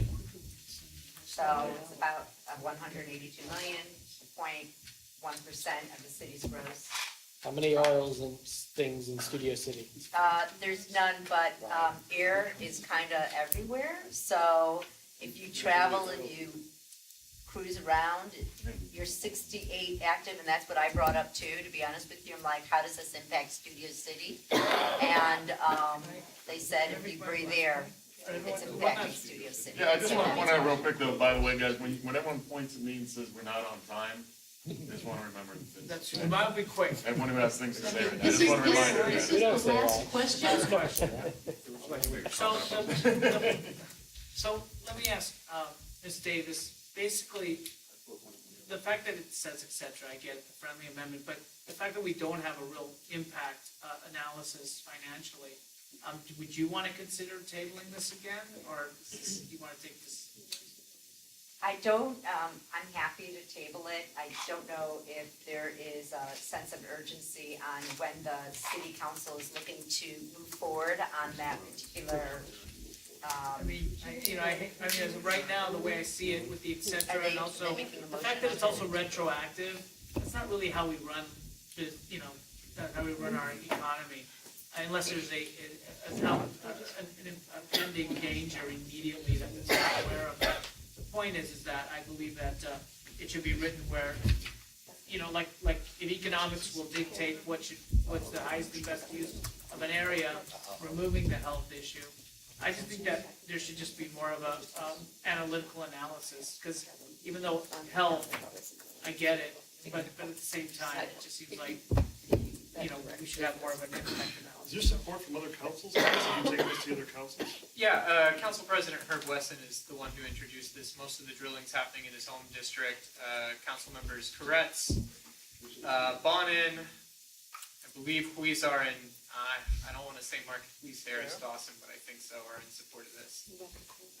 So, but And we Victoria, drafted this? Is it The committee drafted it. But are we the first council to be voted, like? Neighborhood No, council. 30 other neighborhood I meant councils. neighborhood council, I'm sorry. 30 others, 30 plus have taken. They each have their own motion? What's that? They each have their own motion? They've submitted a short community impact Have they statement. As voted on opposed to a CIS, that's all I'm Other asking. neighborhood No, councils? Or in the city? others have submitted a CIS was his response. Yeah, so I'm asking, so therefore I'm asking, isn't our support for this, if the councilmen have already brought this up and have a resolution, they're trying to get an amendment, they're trying to pass something in the city council? Can we do a CIS to support that rather than, we're initiating the first Oh, yeah. That's, motion? I think, would be the preferred course, is a community impact statement, just generally agreeing with the Because then we all provisions. bond together as opposed to Studio City did this, but everybody else is doing this. Right. So, But I have to, But that's not the find way out. the CIS system works. I mean, there's a motion that the council has made, and then all of the neighborhood councils weigh in on that motion in one way or the other in their CIS. So every CIS can be different. This is. Just like every member of the We have council a can motion send that in a no one statement. else in the whole city is, we're the first. No. No, I just no. asked.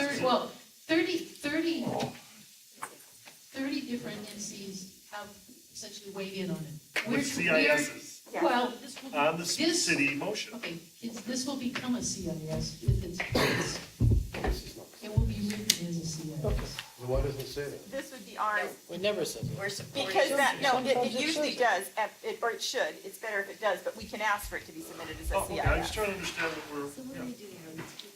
We're gonna table it then, guys? Let's vote it down. Let's vote it up. Let's see, let's put it to vote. would say either It'll get way, closer. you do Yeah, it's exciting. Yeah. You want to table Bring the this? vote, bring the vote, to let people choose it. See? Yeah, well, I mean, it's No, I'm excited. one way or the other, let's, Come on, let's Okay, vote. so you understand that if this goes to a vote, then, you no longer have an opportunity to bring it back. I just want to be sure you understand that before you ask the board to take their vote. Well, then I'd rather table it and then come back to She it. doesn't like your We can still do a CIS, right? Table it. No, not, Oh, no. we can't, the motion doesn't pass. table this to Have a take motion out for the exception, reconsideration, someone wants to whatever, decide, make we it have to ask for it to be Okay, we will reconsidered. work with Robert with language. And can you please put a request in to find a successful, person for the sustainability chair? So it doesn't. why don't we just, She ready? tell Heidi that she can be Heidi? chair? That, all that, we tabled it? 45 minutes to table it? No, we haven't done that Well yet. done, We're yeah. waiting to No, hear she from Heidi. she's willing, she wants to table it. Oh, you want to table it? She says Okay, she wants sorry. to table it, she will rewrite it so it Okay. is more specific, it takes out the et ceteras and all of that good stuff. So I just suggest you have both, address all of the comments that you heard tonight. I will look at your Right. minutes and bring them to the meeting. Like the analysis that was requested. If it's in your Yeah. minutes and I could Yep, defer got to it. that would be really helpful. Got it. Was this recorded tonight by chance? Yes. I don't think the cameras on. Nobody turned it I off. pushed the little red button up there. I don't see a red. The little red That button is camera's on. not, I've been following that camera all night, that's not on? I'm not. Your camera's over there. Here's a recording. Is- is- At any rate, are we tabling it and moving on? Because we All need to right, move on. we're tabling this motion Okay. after 4 Thank you days for and the 4 good work, nights. and obviously. Still got like 3 hours. Yes. Okay, thank you. It's not about the time, it's about the quality. So, you want to come to the next meeting and then, do you want to appoint? Yeah, we can appoint Heidi as the chair. Heidi, do you want to? Chair. You need a vice chair. There's to help you. another Hey, why don't we get back to person the that meeting? came to our meeting that Couple had people interest, still and, her name is Melanie Winter, and I believe she was, eager to investigate that, so I asked her to contact you. I will reintroduce you to. So as a closing, okay, excuse me, just point of order. As a closing comment by the president, are you appointing Heidi as the chair of the Yes. sustainability As a committee? closing I just comment. wanted to be, Yes. get it in the right go spot. for it. Yes, please. Okay. Thank you. And did Heidi accept that? I want to explore this woman that you talked about first as possibly being the chair. Can she can chair if she's interested? The one that you Let's said okay was- then. Why don't you go as a vice chair? We'll do this, Okay. we'll close up the gap, and Let's we'll go. go there. All right, fine, We need to thank close you. up. All right. So Heidi appointed as chair, Lisa will go as Yeah, I vice move to chair. adjourn All the right, special meeting. Hold on, for you the can't do that. No, we're in the middle of something. Oh, Heidi I'm sorry. appointed us. We tried to make an I didn't appointment, know. but we're now playing the ground again. Okay. All right. Let me know when we can make a motion to adjourn the pointless special meeting. No offense to you, we should have just voted on this and should have passed. Okay, so now, if, so Patrick makes a motion to adjourn? Yes. I'll Thank you. second. Okay, Mr. Schiller, let's move. I'm Rob Schiller, I'm the treasurer. Hello, Rob. All right, so I want to start off by saying everybody can go to clerk.lacity.org to see day by day the expenses taken by this board and the receipts that support all the expenditures. It's clerk.lacity.org, and you go to Neighborhood Council Funding Program, you open that up, and then you pick Studio City Neighborhood Council, and you can click the MER, and it will show all the receipts for this month and every month for the last 10 months. That's so that stakeholders and board members can see what's happening. Can you repeat that? Nope. We have currently available $27,075.16. We have commitments of $14,000 at the end of the fiscal year. That leaves us a surplus of $12,000 before the deadline that Madam President mentioned at the beginning of her comments. So, as our budget advocate also mentioned, most city councils are not spending, most neighborhood councils are not spending their full share of we're behind last year's spending. So, we got one more month to decide the remaining before the budget committee, and spend this because the deadline's approaching. Any questions? Return it. I know, Andrew Sussman, I got your email from last year. Yes, dear. I was just gonna mention in terms of spending money that's left over and not letting it go back to the city, you might wanna do an inventory in the office of like our printer drums and stuff like that, and make sure we use the money towards something that we can use before it vanishes. We did printer drum gate last year. But we're getting low, so. $540 for printer drums creating quite a stir. Okay, we'll check all that fun stuff, paper and all that stuff. Yes, I would suggest, based on the inventory I did swag, that we spend a fair amount of money on swag, and that letting money go back to the city, regardless how frugal some people think it is, would quite possibly result in neighborhood council funding being much less. Next year, we may actually have things we want to do.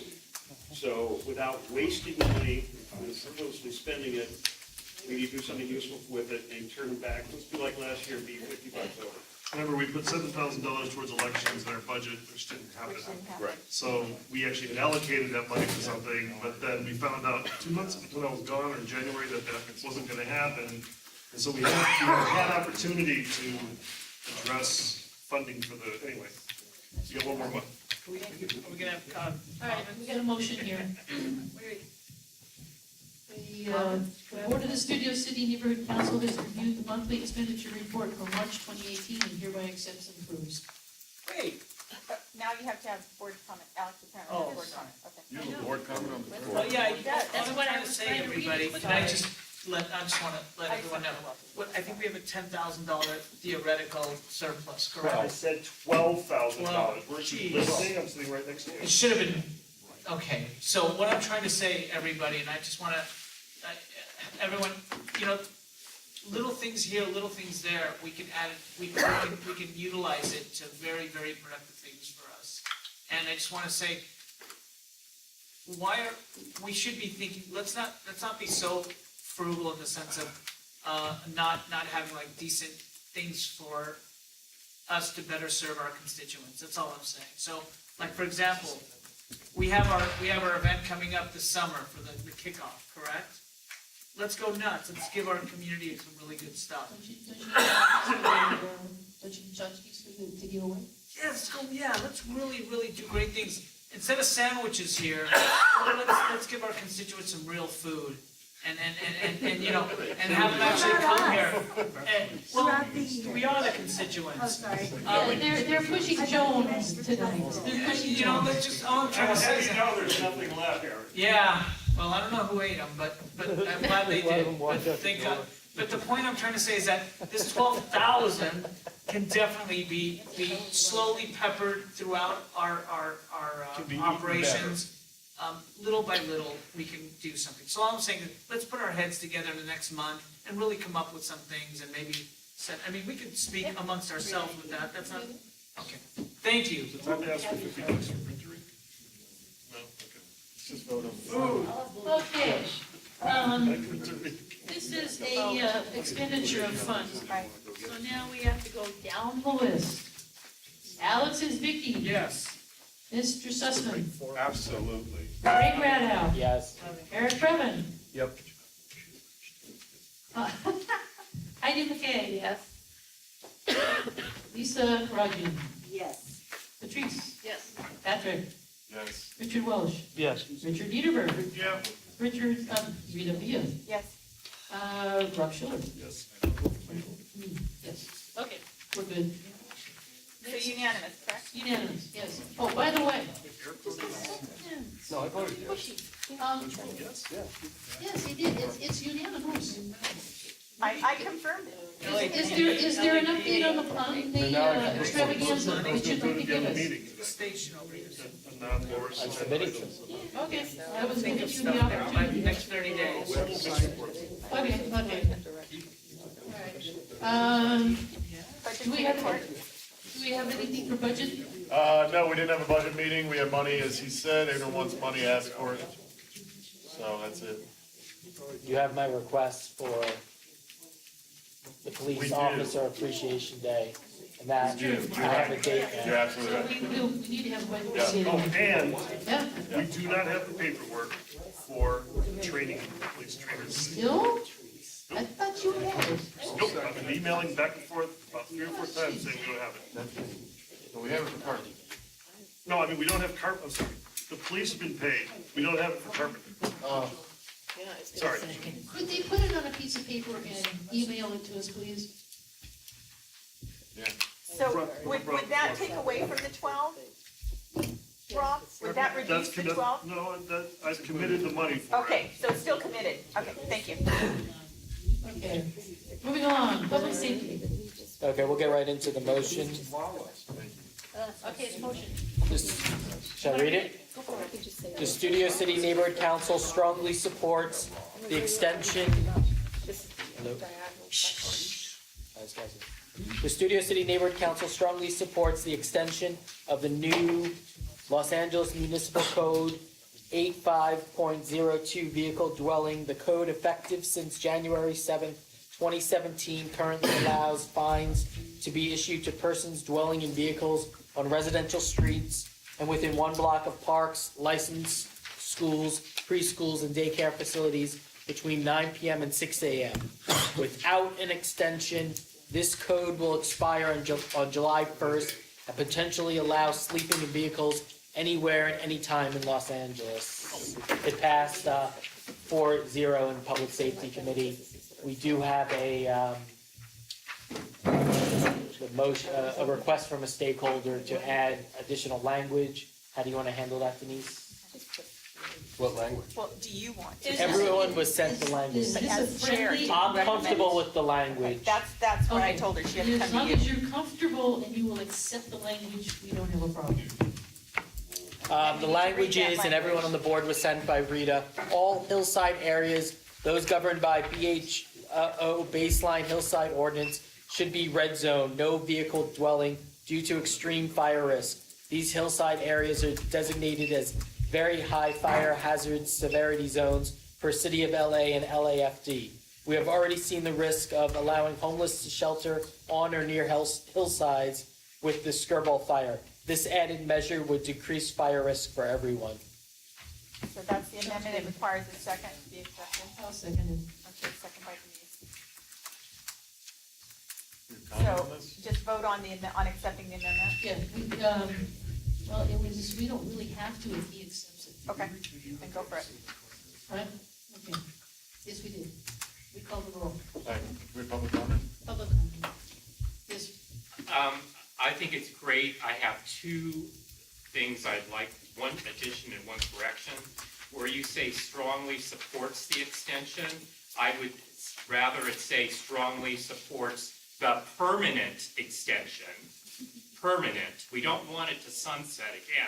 It never should have had a sunset date to begin with. Did you say that in the, let me just, in the public safety meeting, you did say that, and I think it is my mistake that I didn't add it, so. So you accept that? Yeah. Okay. I knew there was something, I couldn't remember what it And was. the code actually expires on June 30th.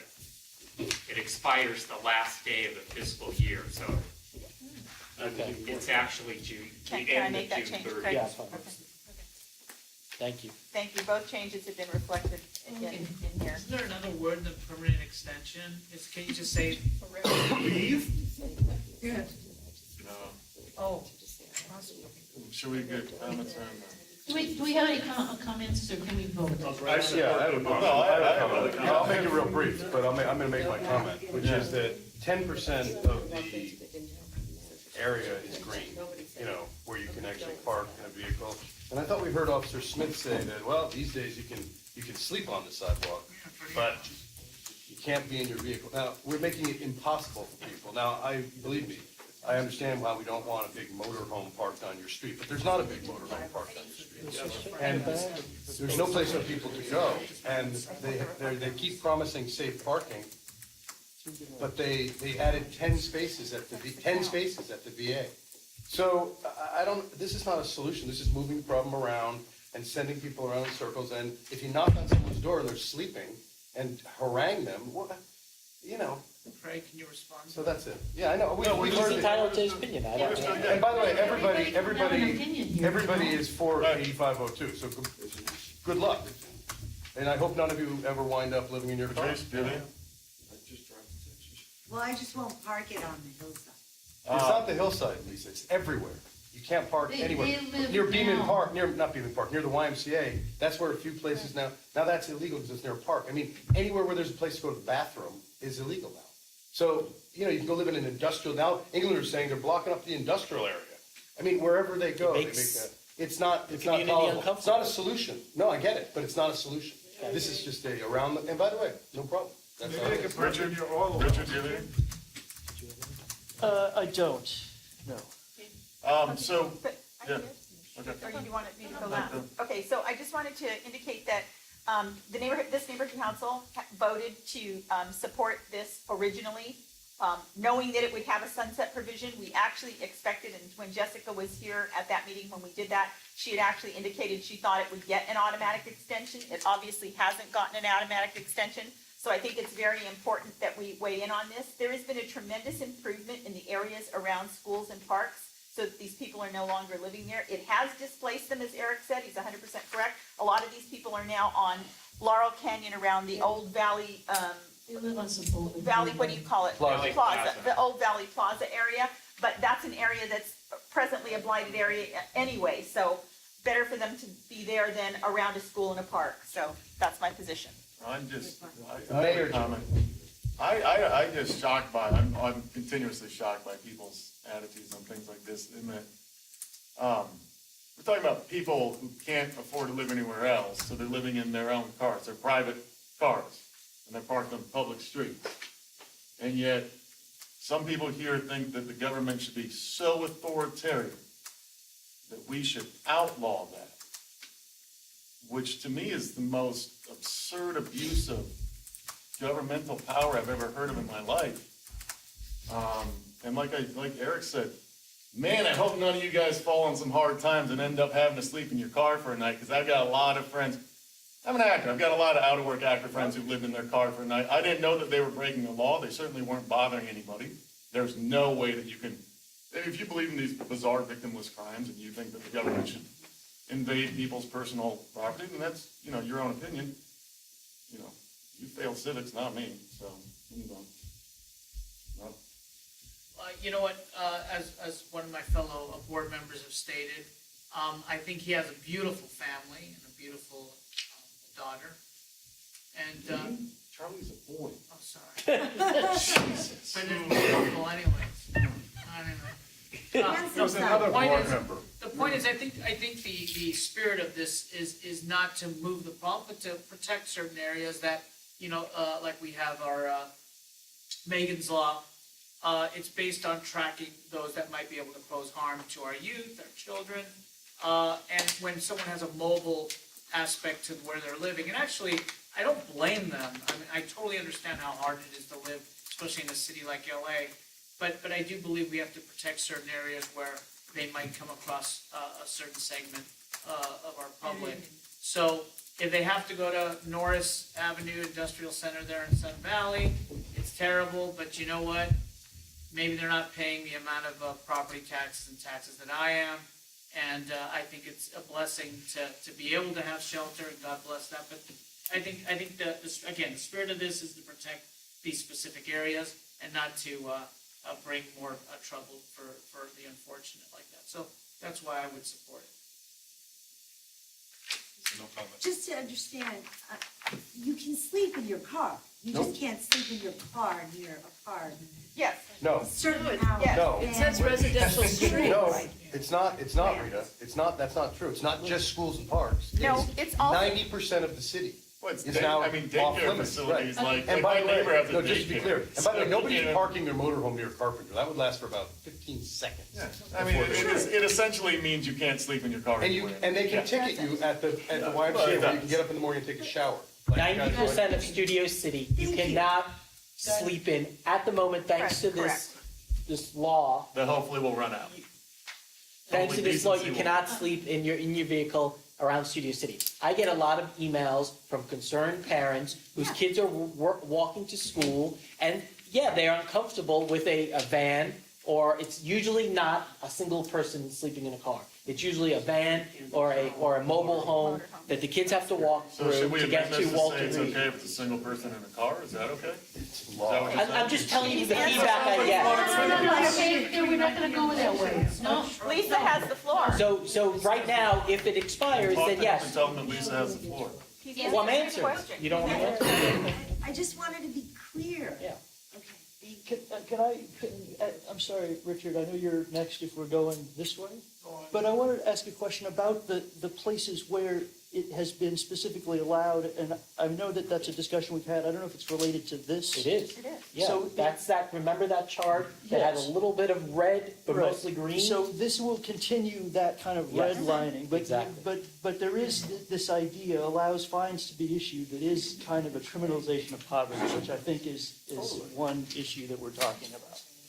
And after the That's exactly what it is. It's I'm not even really sure it's isn't a criminalization, but So you get a let's just smart call phone it on that. We are looking out for the stakeholders, that's who elected us, You the understand no stakeholders one of is Studio being City. given a ticket?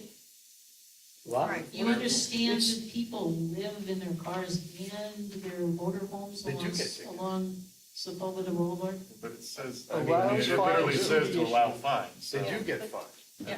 No, You get the fined. guys over in, Culver City? Well, this So is then they lose anecdotal, their they don't car find and they have no They place to do- sleep. They don't get, they Then don't we get. can't. they Once don't you get can't fined. make They the put fines? You 10,000 can't pay your fine, then what happens? They put 10,000 smart boots on since August 27, and that's 2 months old, so it's about 15, they are rolling it out. I don't wanna, I drive to work and from work Okay. through the city. Well, then you can And tell the I'll Public tell you Safety Committee they're exactly making it where up. they live. This is the Public Safety Committee of the city cites that number Yeah. with No. pride, so Yeah. you can either tell them they're making it up or you can tell I don't see me. anybody with a boot, and they've been But living in these with all due areas. respect, Madam President, it's not anecdotal, it's like the smoking point. You know, it's great news that you've seen some bad things and I've seen some good things. We're talking about a big place and a big problem.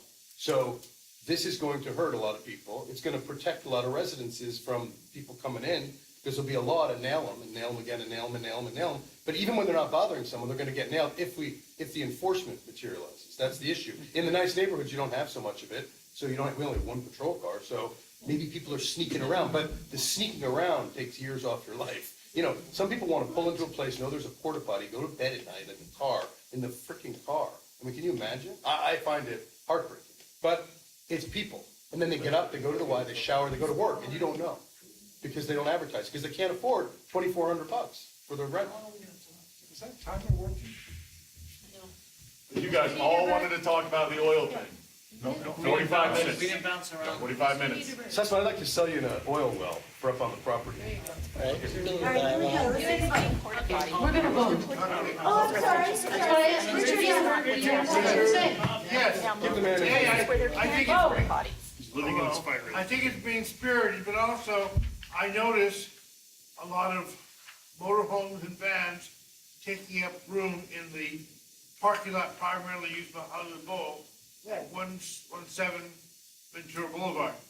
It seems to me there's gotta be some place to let people park I in think that is peace. the place. That is a place they're allowed to be, and there are porta potties there. So that's an appropriate location for them, and that would be allowed. And we will. Not, you won't like it in the Donnas. That's what we need, is a policy where there are places like that around town. And that's, But that's one And place. that's what the city's. Okay, that's what yeah. they're doing. But they've been working on it for a long time. So I'm saying parking lot, Call the no parking. question. Let's go. Okay. I call the question. Call the question. We're going to vote. Are we gonna do the amendment? Yes, We he did the accepted amendment. both. He accepted the amendment. Got it. Yes. Sorry. Okay, we don't have to vote, he accepted the amendment. Right. All right. Because this is not a budgetary matter, we can just raise our hands. All right. Everybody Think of the stakeholders. for this amendment, please raise your hand.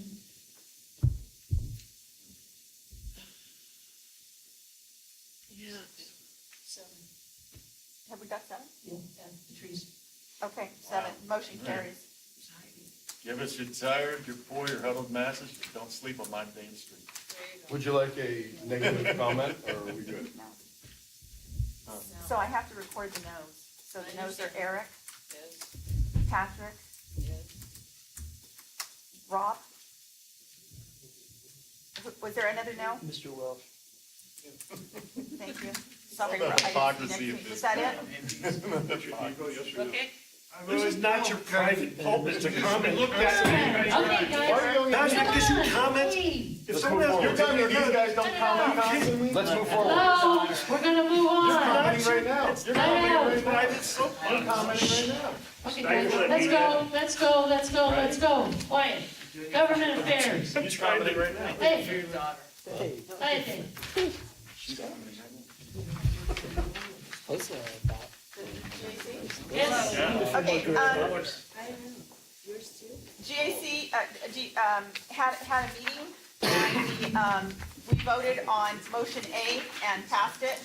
And I sent information on that motion to everyone, today related to, and all the motion is doing is supporting the motion that has been made to do a study related to mitigating the impacts on all kinds of group homes, on neighborhoods and communities, including a thorough review of the efforts undertaken in other jurisdictions and a report back within 120 days of the analysis with options and recommendations. We're just saying, yes, please do this study. It's not in favor of it, it's not against it, it's saying, yes, please just do the study. That's it. Yes. I'm sorry, should I not raise my hand, Andrew? Okay, gang. Okay, time out. No, not yet. I will, we need to read the motion. Then you may speak. Read the motion. Okay, Denise, you're gonna read the motion, please? Fine. Whereas Studio City Neighborhood Council supports the motion of Councilmember Koretz dated December 13, 2017, instructing the city attorney and chief of legislative analysts to review the legislative and regulatory opportunities the city may have for mitigating the impacts of all kinds of group homes on surrounding neighborhoods and communities, including a thorough review of such efforts undertaken in other jurisdictions, and to report back to the city council within 120 days with analysis, options, and or recommendations. All right, now, Mr. Schiller. So, why is this not a CIS? I just want to understand. Why is this not a CIS supporting the motion before? Because it's not a for or against. The board supports Yes, the it will be- motion it of will be a- Councilmember Perez. Yes, it will be a You're making a motion to CIS. support a motion? Yeah, We're Yes. supporting the motion of the council. right. And so, yes, it will be a CIS, and our CIS will just say, we support you doing this. We So the support you motion doing is for a this. CIS that states this. Yes, Thank that's you. it. No. I'll wait my turn. I'm done, thank you. Okay, Public comment. in a minute. We do usually do public comment before the board, but Oh, I had my hand up first. He was I so know. fired Yeah. up.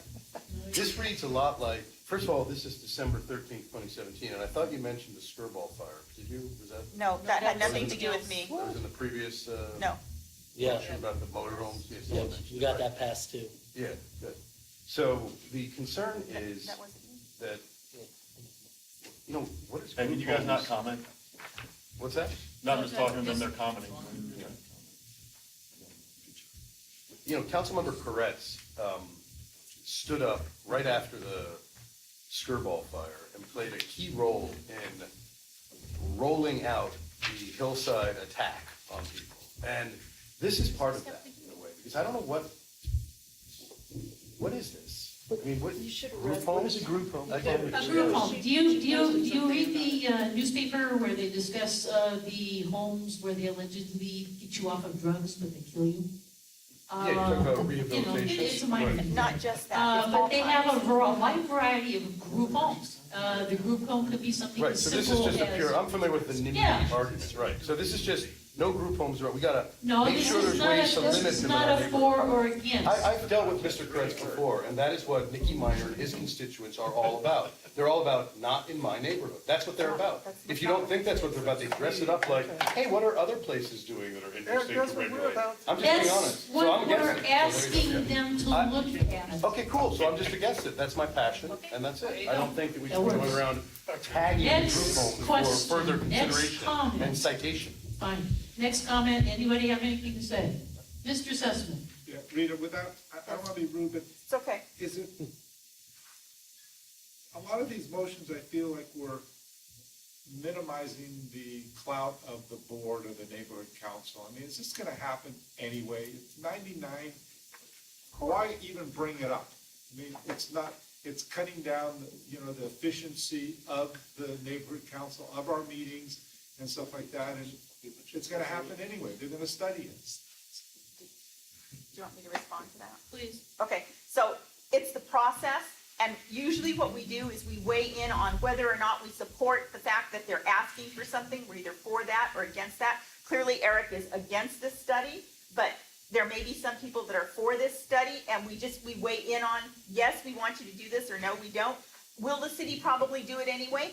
Potentially, but we will have been listed on the agenda as having supported or opposed moving forward with the study. When the study comes back, then the GAC will look at the actual provisions of what they're recommending and what ordinance change, and we'll come back and address whether we agree with those or we don't. And the group homes encompass all types of group homes. So you have people with Alzheimer's that live in group I homes, understand all I'm just kinds. saying, it just seems like this is a foregone conclusion that they're gonna do a study. And that And I our appreciate voting that. on it It's really is not absolutely- gonna be effective or Yeah. impactful. And you may feel that, but then we are here to weigh in, and that's what we're doing. But We're on weighing in on this. everything, Okay, there are there's gotta be some thousands, limits. there are thousands of things that come before the We city weigh in on council. every damn speed bump. You should see Van Nuys. No, we don't. We Yeah, we don't do. weigh in on most I of this would like to stuff. see, I would like to see. I think where- Eric would like us to weigh in on more stuff. That we do not. Van We Nuys don't. Neighborhood Council, I think they submit 30 a month Yeah. on these We're CIS. very, very That's old modest. school to just paper the place with some fake support. Yeah, we should don't know what do we're that. supporting. I agree with you, Sussman. No, there's And a we good should point not you make. support, we should not, you know, vote on things that That's are. not what I'm saying, It's don't not- put words in my mouth. Hey, it's not your turn. Okay. Because Richard when you were Beeman. bonding. Yeah, this is not really for or against, it's just basically. Okay, girls, shut up.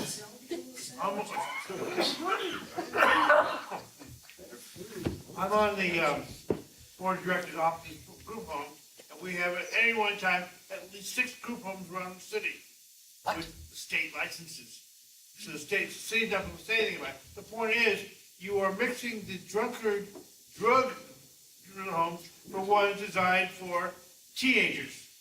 There should be a distinction, because we're quiet, nobody ever complains, we do our business. It's just a study. We're only, they're gonna do the studies, go, what? And I just make a point or make a recollection that this was sent to our attention by somebody who was a supporter who asked us to also weigh in on it. And just for better or worse, one of the things that we can do is to add our voice collectively. What Studio City Neighborhood Council says on their own, I think you brought up this point previously, our voice is magnified when we're speaking in concert with other NCs. And that's, I think, just one of the kind of underlying precepts of the neighborhood council, not necessarily relating to this particular issue. Okay, Barry. I just want to point out that Tracy Lou's weekly e-blast from time to time, and this last week she did it, she said Van Nuys had the most CISs of any neighborhood council. We used to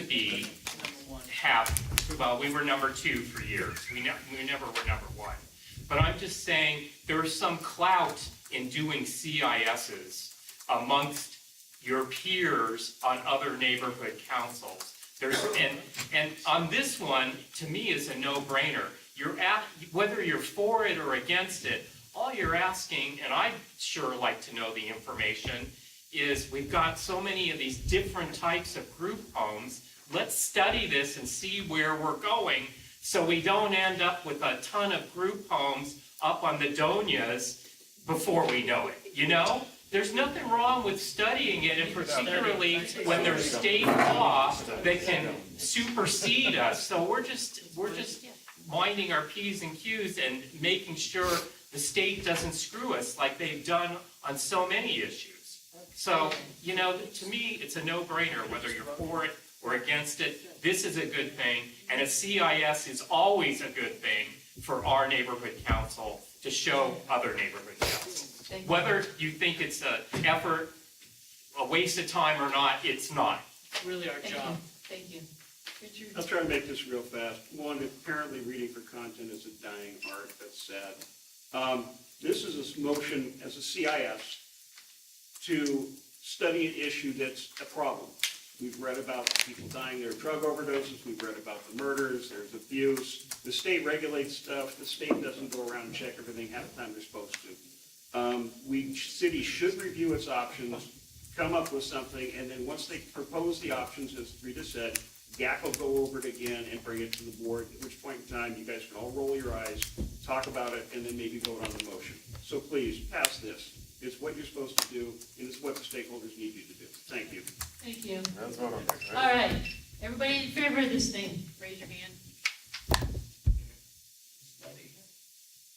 Let's keep the study people employed. There you go. So there are 2 opposed? Patrick, Okay. 3 opposed? No, 2. Patrick and Eric. Patrick and Aaron. Everybody else is. Oh, wait, Patrick would like to weigh in. Okay, thank you. Everybody know. All right. I want to change my seat. What'd you do to As a it? Karajian. I've always wanted to. Come on, kids. All right. Why is Patrick have the only Moving along wireless to B. mic? That's what Okay, I wanna know. B. Right? How'd you earn that? Hello. High tech. I would just say as we move on, we left out a key aspect of it, which is the big thrust, which is including sober living homes, which would of course point to the detail. That's not in our motion, I don't think. It's a kind of a group home, I Right, but believe. this one specifically says mitigating the impacts of group homes, comma, inclling sober living homes. That was what, and that tells you that they're going We've, for we've people who are, waited and it's so gone. therefore, we Okay, don't want more time out. It's We've a- waited it's a and it's gone. data please. point. So that- Next. Okay, I'll go whisper in his ear like everybody else. No, we'll talk later. We'll talk. Okay, we're moving on to B. The Board of the Studio City Neighborhood Council requests a council member, Paul Corian, make a motion to the city council adding to the Los Angeles Municipal Code that gas meters not be located within the front setback of all residential and commercial properties within the city of Los Angeles. What? Please run that one. That's already a motion. It's already a motion. As in motion, like it's happening underway. within the city. to- Yeah, I agree. That's ridiculous. I only read it. I do- The meter reader's gonna read them if they're not. No, it's not just, They I do just it met with the electronically. gas company today on a project, you know, in the hillsides. Yeah. You should recuse yourself then. I didn't hear that. Show us your story. I actually said it just It's before. called experience. It's Tell taken us your from story. experience. Tell us. And there's just no way to put a gas meter, this would, the person would not be able to have a gas meter. Because it's too close to your oil line. Shut up! It's gonna be You digital. are so annoying and rude. Mike Harris This is not.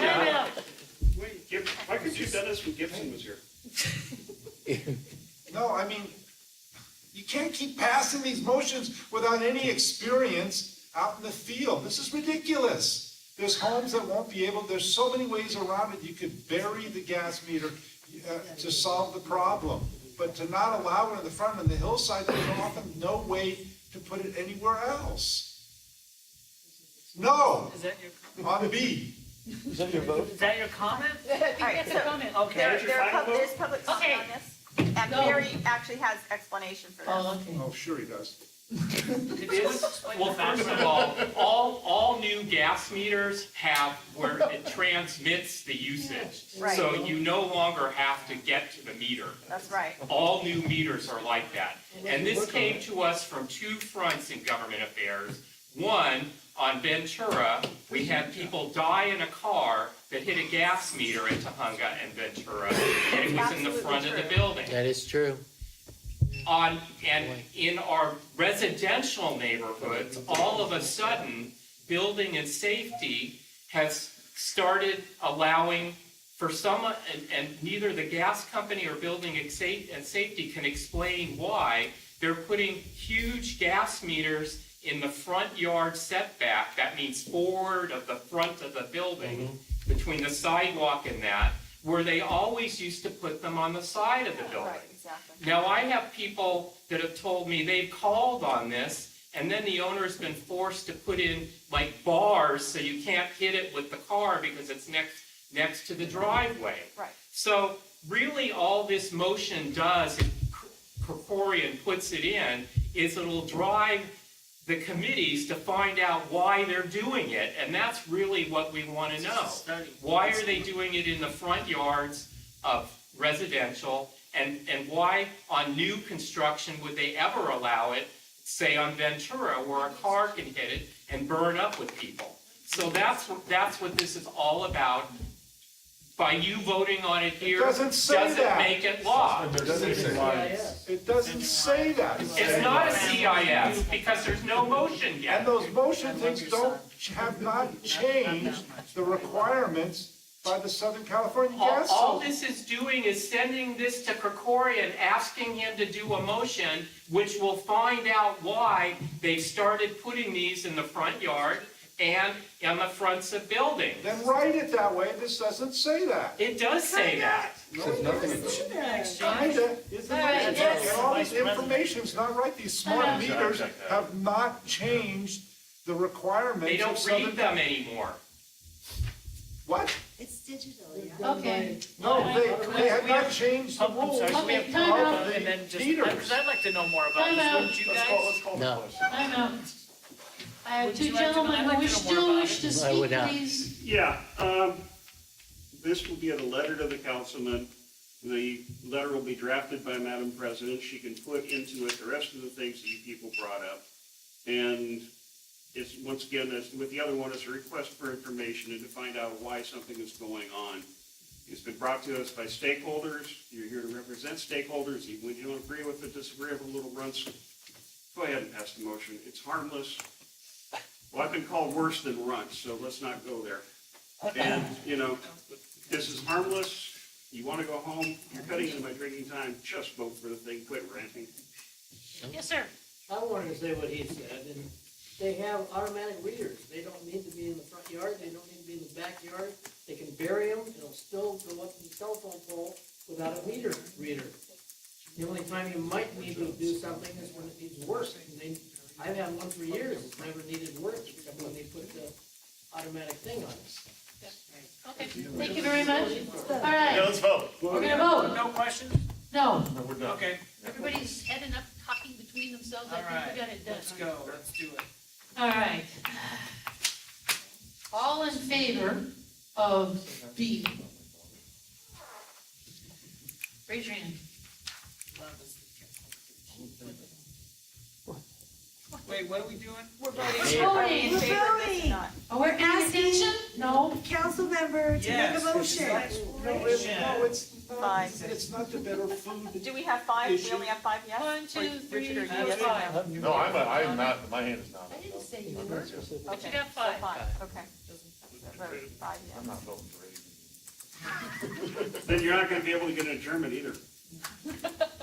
I bet we'll be unanimous on that. Okay, C. Okay, we're moving on to C. Ready, get set. The board and the Studio City Neighborhood Council request the council member Paul Krikorian make a motion to the city council disallowing or hire building and landscaping work on the following holidays: New Year's Day, President's Day, Memorial Day, 4th of July, Labor Day, Thanksgiving, and Christmas. May Day. You forgot May Day? I'm sorry. Yes, Barry. Yes, this also came to the Government Affairs Committee. Most of you probably know that anybody you hire to do contract work, landscaping, your gardener, they can come between 7 a.m. and 9 p.m., Monday through Friday. On Saturdays, they can come between 8 and 6, and on Sundays, they cannot come. That's the city law. Well, it was brought to our attention that on those 5 holidays, which are the main postal holidays of the year, they are not treated like Sunday. So on New Year's Day, you can have people hammering on the house that's being built next door to you. And this is just asking that they basically adopt the Sunday rules for those 7 holidays. And right now, they can work, they have the Saturday rules for those holidays. So, I mean, I'm for this. I don't believe if you hire somebody to be pounding away that they should be doing it on these 7 holidays. And that it should be treated like a Sunday. So do we call the question? Let's call the question. You don't want to hear from people? Oh, yeah, of course. I didn't know there was a. Then we've got, Is something on TV tonight that we're racing home for, or Oh, are people I just know. sleepy? People still on What's TV. the rush? King of Queens reruns. I mean, again, it's 9:18. Please, everyone ran. okay, time I'd out. like to exercise my 30 seconds. Not now, in a minute. Richard Adams. Okay, gentlemen. Okay, Ask. my comment is this, I'd like to offer a friendly amendment to eliminate a discriminatory portion in here. You guys completely forgot Veterans Day. Other than that, this is proof, I'm in favor of this. Even if you're hiring somebody, let them have those holidays off. Okay, once again. And if you're hiring somebody and he's banging next to my house on one of these holidays, I'm calling it a noise complaint anyway. Next week. And this will be a letter to the Councilman Corretz, not the CIS. Barry, is there an enforcement arm here? I mean, is there actually somebody who will come Well, out? if you change it, Actually, yes. if you We have change no it, enforcement here, we have laws. if you Actually, change they it, do that. and if it's a no work day, then you call the cops because they're doing work and they come out. On Sunday, if somebody's doing it now and you call the 877 Ask LAPD, they will send somebody out. And I've seen it happen, and I've I've done seen the cops send them home. Yep, and I've done it. Yep, okay, now, Imagine that. This is a minor inconvenience for people that if it ever happens, and it happened to someone who brought it to GAC, so I want to pay respect there. But the reason why people want to work on these days is because many of these people have more than one job because they can't afford to live in this godforsaken place. So it's hard. And so I find this arbitrary, restrictive, and calling the police. We have one patrol car. Nobody's coming out because there's a guy blowing leaves. So this is all silly, in my opinion. And to be restricting people because, what are the holidays? They're all holidays. But why is it just limited? I don't like this kind of additional regulation in an over-regulated society. I'm done. okay, next. You vote Democrat. No, no, no. But you know what? No. I have something to say to that. Yeah, Good. do it. I respect what you're saying. Thank you. But I work so hard, 6 days a week, and when my husband is home with me on a Sunday or on a holiday, let's say New Year's Day, which just happened this past year, there's a home that's being built, construction right above me, and they're banging away. I want to be able to have. I want to be. Another contract.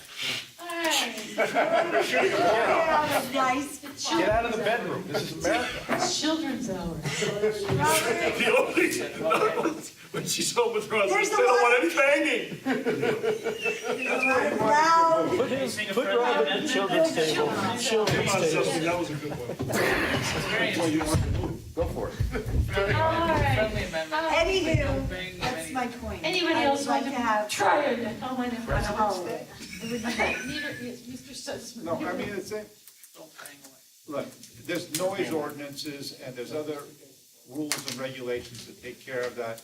You know, I'm more concerned about, you know, like even the homeowner doing his own work, making a lot of noise. And then also you talk about smart gas meters. Well, if anybody ever built something recently, no one's hammering away. They're all air guns. They're all pneumatic guns, and they're a lot quieter. So, hey, get a life.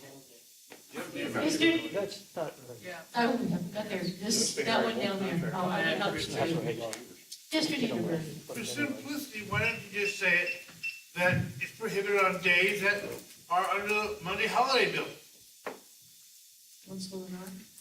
I didn't even know there was a Monday holiday bill. I know they're not. Not all on Mondays. Christmas and New Year's are not under Not all on Monday. Yeah. It's a nice idea though. Rita? It is a nice idea, elegant, Very elegant. yeah. Rita, do you have something? Yes, I do. I currently have construction going on in my home, and, you know, they're using the most high-tech methods. It is noisy. I mean, we can't even work in the home, and we have home business offices as well as our outside office. They are constructing and doing all sorts, making all sorts of sawing and constructing noises. If this was going on New Year's, it would certainly disrupt my neighbors. I would never allow that to happen on a construction site that was on my home. And I just think that this is absolutely a ridiculous conversation to be against. This is something that is needed for protection. It's something that people in our community have experienced. And it's time for us to at least, just all we're asking is for a letter to raise the level of consciousness on the issue. That's all we're asking. Thank you, let's go. Let's vote. Ready? No, Schiller wants to I was recognized by the president. So I couldn't disagree with Andrew more on this, because, listen, most of the building and construction and I flip houses, I do construction, so I profit sometimes from the construction, and I would love to get ahead at certain times I'm behind, but on these holidays, when my kids are all home, and I'm all home, and people are not working, God bless the people with 2 or 3 jobs, but, I don't like the construction, the noise on the holidays. I think that is for the community quality of, it's like erasing graffiti to me. It's like there's certain basic, they can build 6 days a week. It's not. So I'm just saying, All right, let's vote on this. I think that's a good idea. Okay, we're going to I vote. support it. Ready? Okay. Everybody in favor of this, please raise your hand. in favor. In favor. Okay. We have Sussman. No, we're in favor. Not supporting the working man, Patrick? Huh? Not supporting the working man? Not everybody has those holidays off. Some people go to work. When you go out to a restaurant on those days, those people work. Yeah, there you go. He asked me. Patrick is a no. Okay, so we're doing no, so motion carried? Motion carried. You weren't doing the notes. I'm sorry, no, so no is Patrick, Don't bang it on the holidays. Sussman, and who else? It's not all about just banging. Eric? Right. Sometimes. Patrice, were you? I was Sometimes there's snow and you gotta just plow it all out. Was that it? Okay. I know we had 3 I just no's. alternate, it's the luck of the draw. You can't do it now. She topped it. I'm sorry, Richard Niederberg, did you vote no or yes? Richard. You voted no. Thank you. I would have had that wrong. Okay, we're moving along to transportation. I know. For help. I would have had it wrong. Ways to make I this meant that. I was. Okay, I appreciate it. Why don't we go straight to the first motion if you want to read it, and I'll save the report till later. All right, the Board of the Studio City Neighborhood Council, SCNC, requests the Councilman Park Record instruct the Los Angeles Department of Transportation, LA DOT, to study the possibility of diagonal parking on one of both sides of Ventura Place. Bold. So we had a couple of stakeholders who own businesses on Ventura Place approach us at different times, not together, just asking about the possibility of diagonal parking on Ventura Place, which would give us more parking spots. How many? That's not what this motion is about. The motion is to study what we would end up with, and LA DOT would then have a public hearing saying what it would be. I don't know, I'm assuming 1 or 2 lanes of traffic might be gone, so you would just have one lane in each direction, because the angled parking spots would come further out to the street. Whether that allows enough space to do it on both sides or one is yet to be determined. That's why this motion is asking LADOT to study the possibility on one or both sides, and then they would have a public hearing telling us what could be done. In just visually eyeing it, you know, most of the day, there's not a ton of traffic going down there.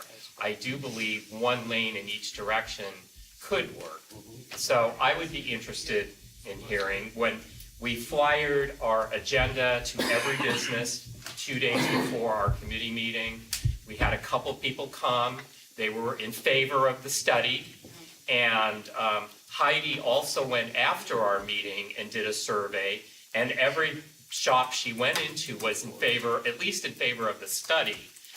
She said 90% of the businesses, the rest of them she wasn't able to reach. Right. So everyone, yeah. So, I mean, some are gung-ho about it, but all were in favor of at least studying the idea. And a lot of people have, on a kind of a sidebar, a lot of people, of businesses have been upset with Jones because there's a lot of parking taken up, and some of the other businesses feel they're parking in front of their place. So if we gave more parking spots, that could be a good thing. So that's basically where this motion is, and it's asking for a study. And again, LADOT, when they're done, they would have a public meeting. Mr. Adams? I'm all in favor of the study. I'm not sure I'm in favor of losing, if you lose a lane, they should lose it on the south side of the street, not the north, because most of the traffic is coming off of Ventura and Laurel Canyon. Most of the day, and the people who park on that street can't park for beans. I've seen more than one accident caused by people coming out of the spot or whatever and throwing a U-turn. And Isn't there less sidewalk on that side? there's sidewalks on both sides. I know, but like, isn't the street shorter on that side, or less? Narrow. Yes, but Once again, that's why we do the study. Right. It's a triangle. But I'm not sure, as I said, I'm not sure I'm in favor of the idea. The idea makes a certain level of sense, but I won't know until we see the study whether or not I support the idea or think And it's horrible. if the diagonal was done on only one side, it would definitely be on the Jones side, the south side, so. Because that has more. More, Well, you safe get for more the too. street. What happens to the north side? You're not crossing the Right. street, the south side, in the middle. It's a study. Well, Oh, you're gonna They're have. only looking at one, not both? No, they're gonna look at everything. Oh, they're gonna look on at the both study. sides. Okay, I have a quick comment. we'll go around the corner here. I think it seems like a good area because it would increase, I did a little geometry, it looks like for every 3 spaces, you might get 4, which is good. I mean, that's 25% more spaces along the thing, so, and, you know, as long as it doesn't clog up the entrance to Laurel Canyon, why not do a study? I think it will look quite nice, and it'll make us like Beverly Hills. Yes. Or the West Valley. I think, can we call the question on? No, we have Studio people City, who watch Beverly this Hills in the speak. valley. That's the point of calling the question. It's been compared to Larchmont too. Exactly. Mr. Niederberg. Lovely neighborhoods. Yeah, I think you gotta do a study, particularly how many spaces, that would be crooked spaces, are gonna be taken away by the bus layaway zones. Those layover zones are, you know, by the They would Shell station. remain. Well, that takes a lot of space away. It seems like it'll be on the north Burbank side. Mall is very Well, we nice. can't do it there. It's a study. Okay, We're we're going Calling the to, question means it didn't debate. okay, we're going to vote now. This was a good one, Barry. Okay. Interesting one. All in favor of, all in favor of this, raise your hand. Unanimous. I'm sorry, no, I didn't, I. Give this man a dessert. Nice, Flatline. nice. Okay, moving along to B. Next. The Board of the Studio City Neighborhood Council, SCNC, requests the council member Paul Kokorian requests the Los Angeles Department of Transportation, LADOT, install a pole traffic signal with crosswalks at Moorpark and Beeman. Again, comes to us from several stakeholders who utilize the park. And they're crossing from one neighborhood across to the park neighborhood and back, Beeman Park. Not the high-tech, not the high-tech stop sign. It, if they did put in a signal there, I think it would only be activated by either a car or a pedestrian coming on Beeman wanting to cross Moorpark. That's commonly how they It's like do a it. high-tech stop sign. So you press the button, the light goes binky, binky, binky. Right, and there's by also arts. precedents for, some say, well, it's too close to Moorpark and Whitson. Well, actually, if you look in Toluca Lake on Riverside Drive, which is a greater classification of road than Moorpark is, there's one every block for 3 blocks. That's the council members. I know, but it exists. It's precedence now, and he's not in office anymore. It was Levon. Eric, you got anything? Yeah, I think I mean, I don't want anyone to be hurt there, but it feels like, we can ask for it, but it feels like it's right next to Whitson. It's a silly idea. It should be some other Library. signal. So We're gonna go around. Yeah, we're gonna go around. Teresa, anything? If it's not a signal, I mean, those, Yeah, flashing. like Flashing Alex said, the crosswalk. stop signs, Flashing like crosswalk. the ones I showed you at the, you know, Like, I think as something it like smells, that. yeah. But I don't see anything wrong with, And they're gonna tell us We if need they don't something. wanna do it. yeah, we need something there. And then you It's fall really bad. back, You that can't you cross fall the back street. to a lesser request of a Oh, flashing Craig, stop sign. Right. Richard, Craig's gonna talk. Oh, Craig's sorry. talking. Oh, sorry. I commend you on these Studio City-centric motions. Keep them up. We should be talking about Studio City local issues. Thank you. Sorry, Your are you turn done? now, Richard. Okay, I Does the apologize. horse have anything to say? Would that be a strategy if you ask for it and then it doesn't go anywhere and then you have a fallback request? Well, they're for one not, of probably the not gonna flashing ask us lights? their opinion, but at least if we ask for the most, they're gonna study it. They're gonna study. And then they're gonna come back and say, well, we can't do that, but we can do this, so we can get something out of it. All right, so I understand that strategically it makes sense. Thank you. Freedom? I'm totally in favor of this. It's a great idea. I know everyone was so concerned about keeping kids safe from people parked in their cars, which is an extraordinary, a lot of kids in danger with that. We're making progress. Yeah, so I think putting a crosswalk next to a park, it almost does as much to help the kids as preventing people from sleeping in cars. I'll forward you the emails, Patrick. What's that, buddy? I'll send them to you. Donnie J, I hear you, buddy. I'll I hear you, forward buddy. you the It's my emails. turn to talk right now, kid. It's true. It's All true. right, Alex, you're My up. apologies. My apologies. My thing, and I like the concept, my problem is that most of our automated anythings are never updated and so my problem is, it should be by use, by need. So if someone presses a button, the light flashes, spikes go up, whatever. But Landmines activated. but what I would suggest, because it's utilized by children, and that's another. Spikes are bad. Like your daughter, so it's a gorgeous girl. Beautiful girl. So no, but seriously, I think just putting it as a stop, would you consider a friendly amendment of just broadening it a little bit by not making it a stop? Because I Or can't some other support it. measure, or some other Or better so- measure. so- But by, what is the term that would be utilized?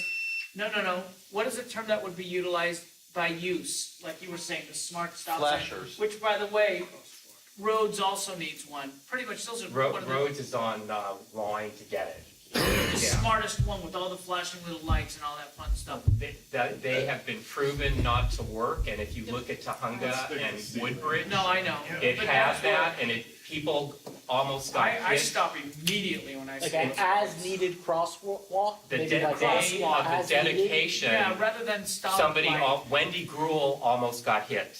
The day of the dedication of just the flashing lights. Celebrate.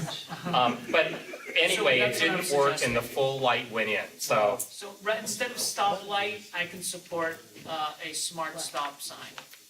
That's what I would suggest. I don't know what you guys I think. feel like it's the one, I keep on saying it, the one by Arts on Ventura Boulevard, Yeah. right? When it's hit.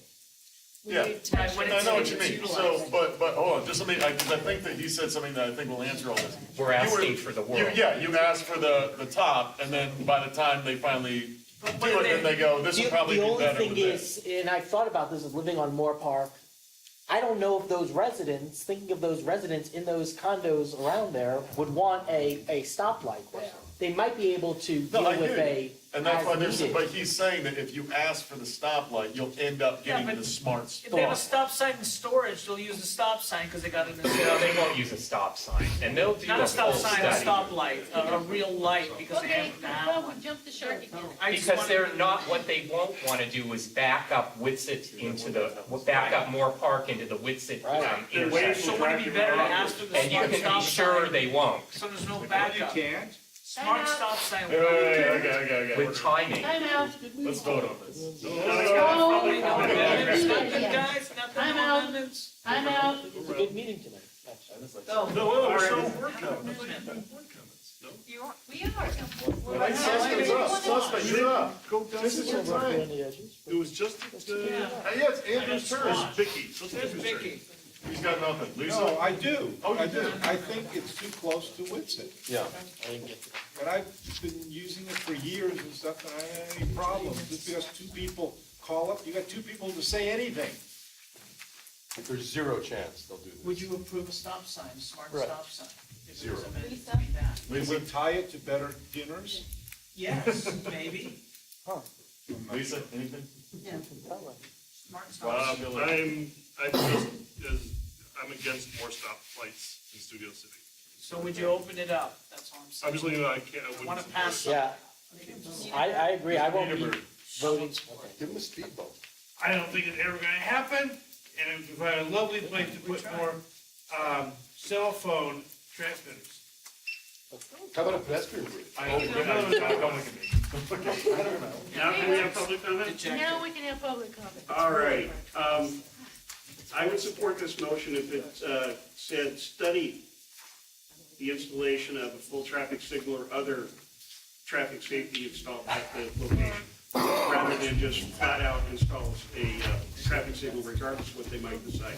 I would accept that friendly amendment. Yeah, and then, so the study of the traffic issues there and what can be done.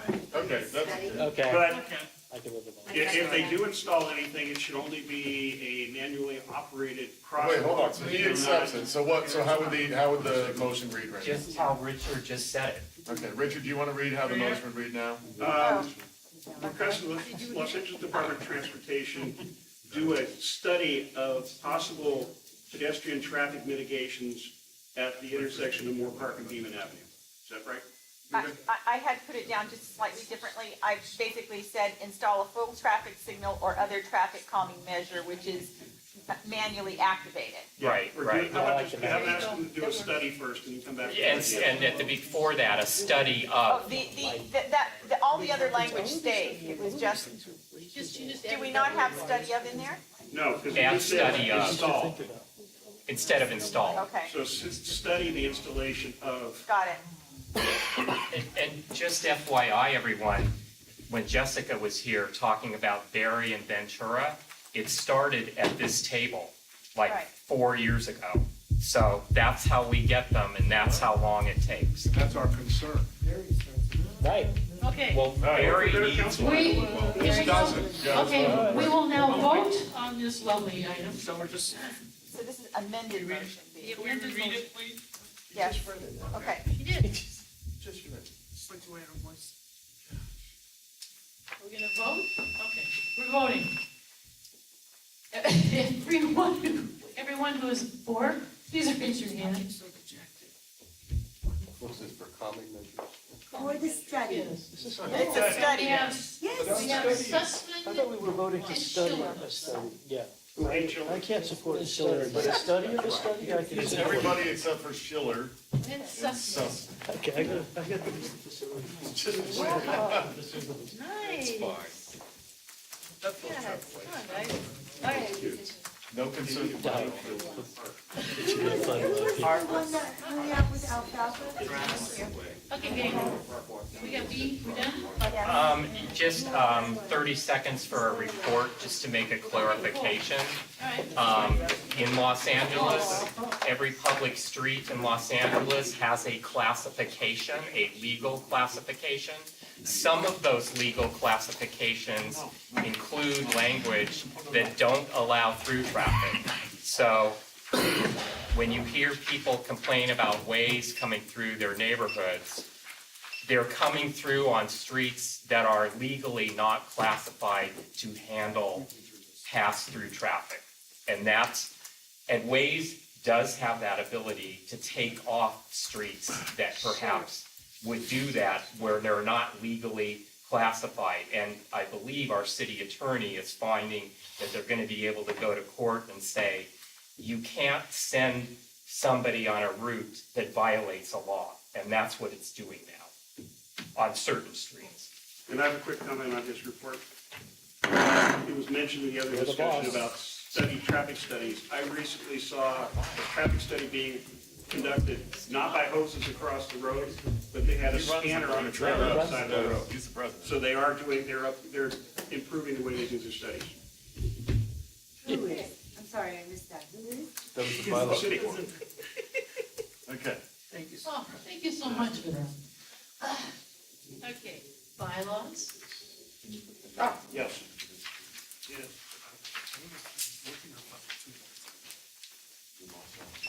Thank you for coming. Did you pass these around?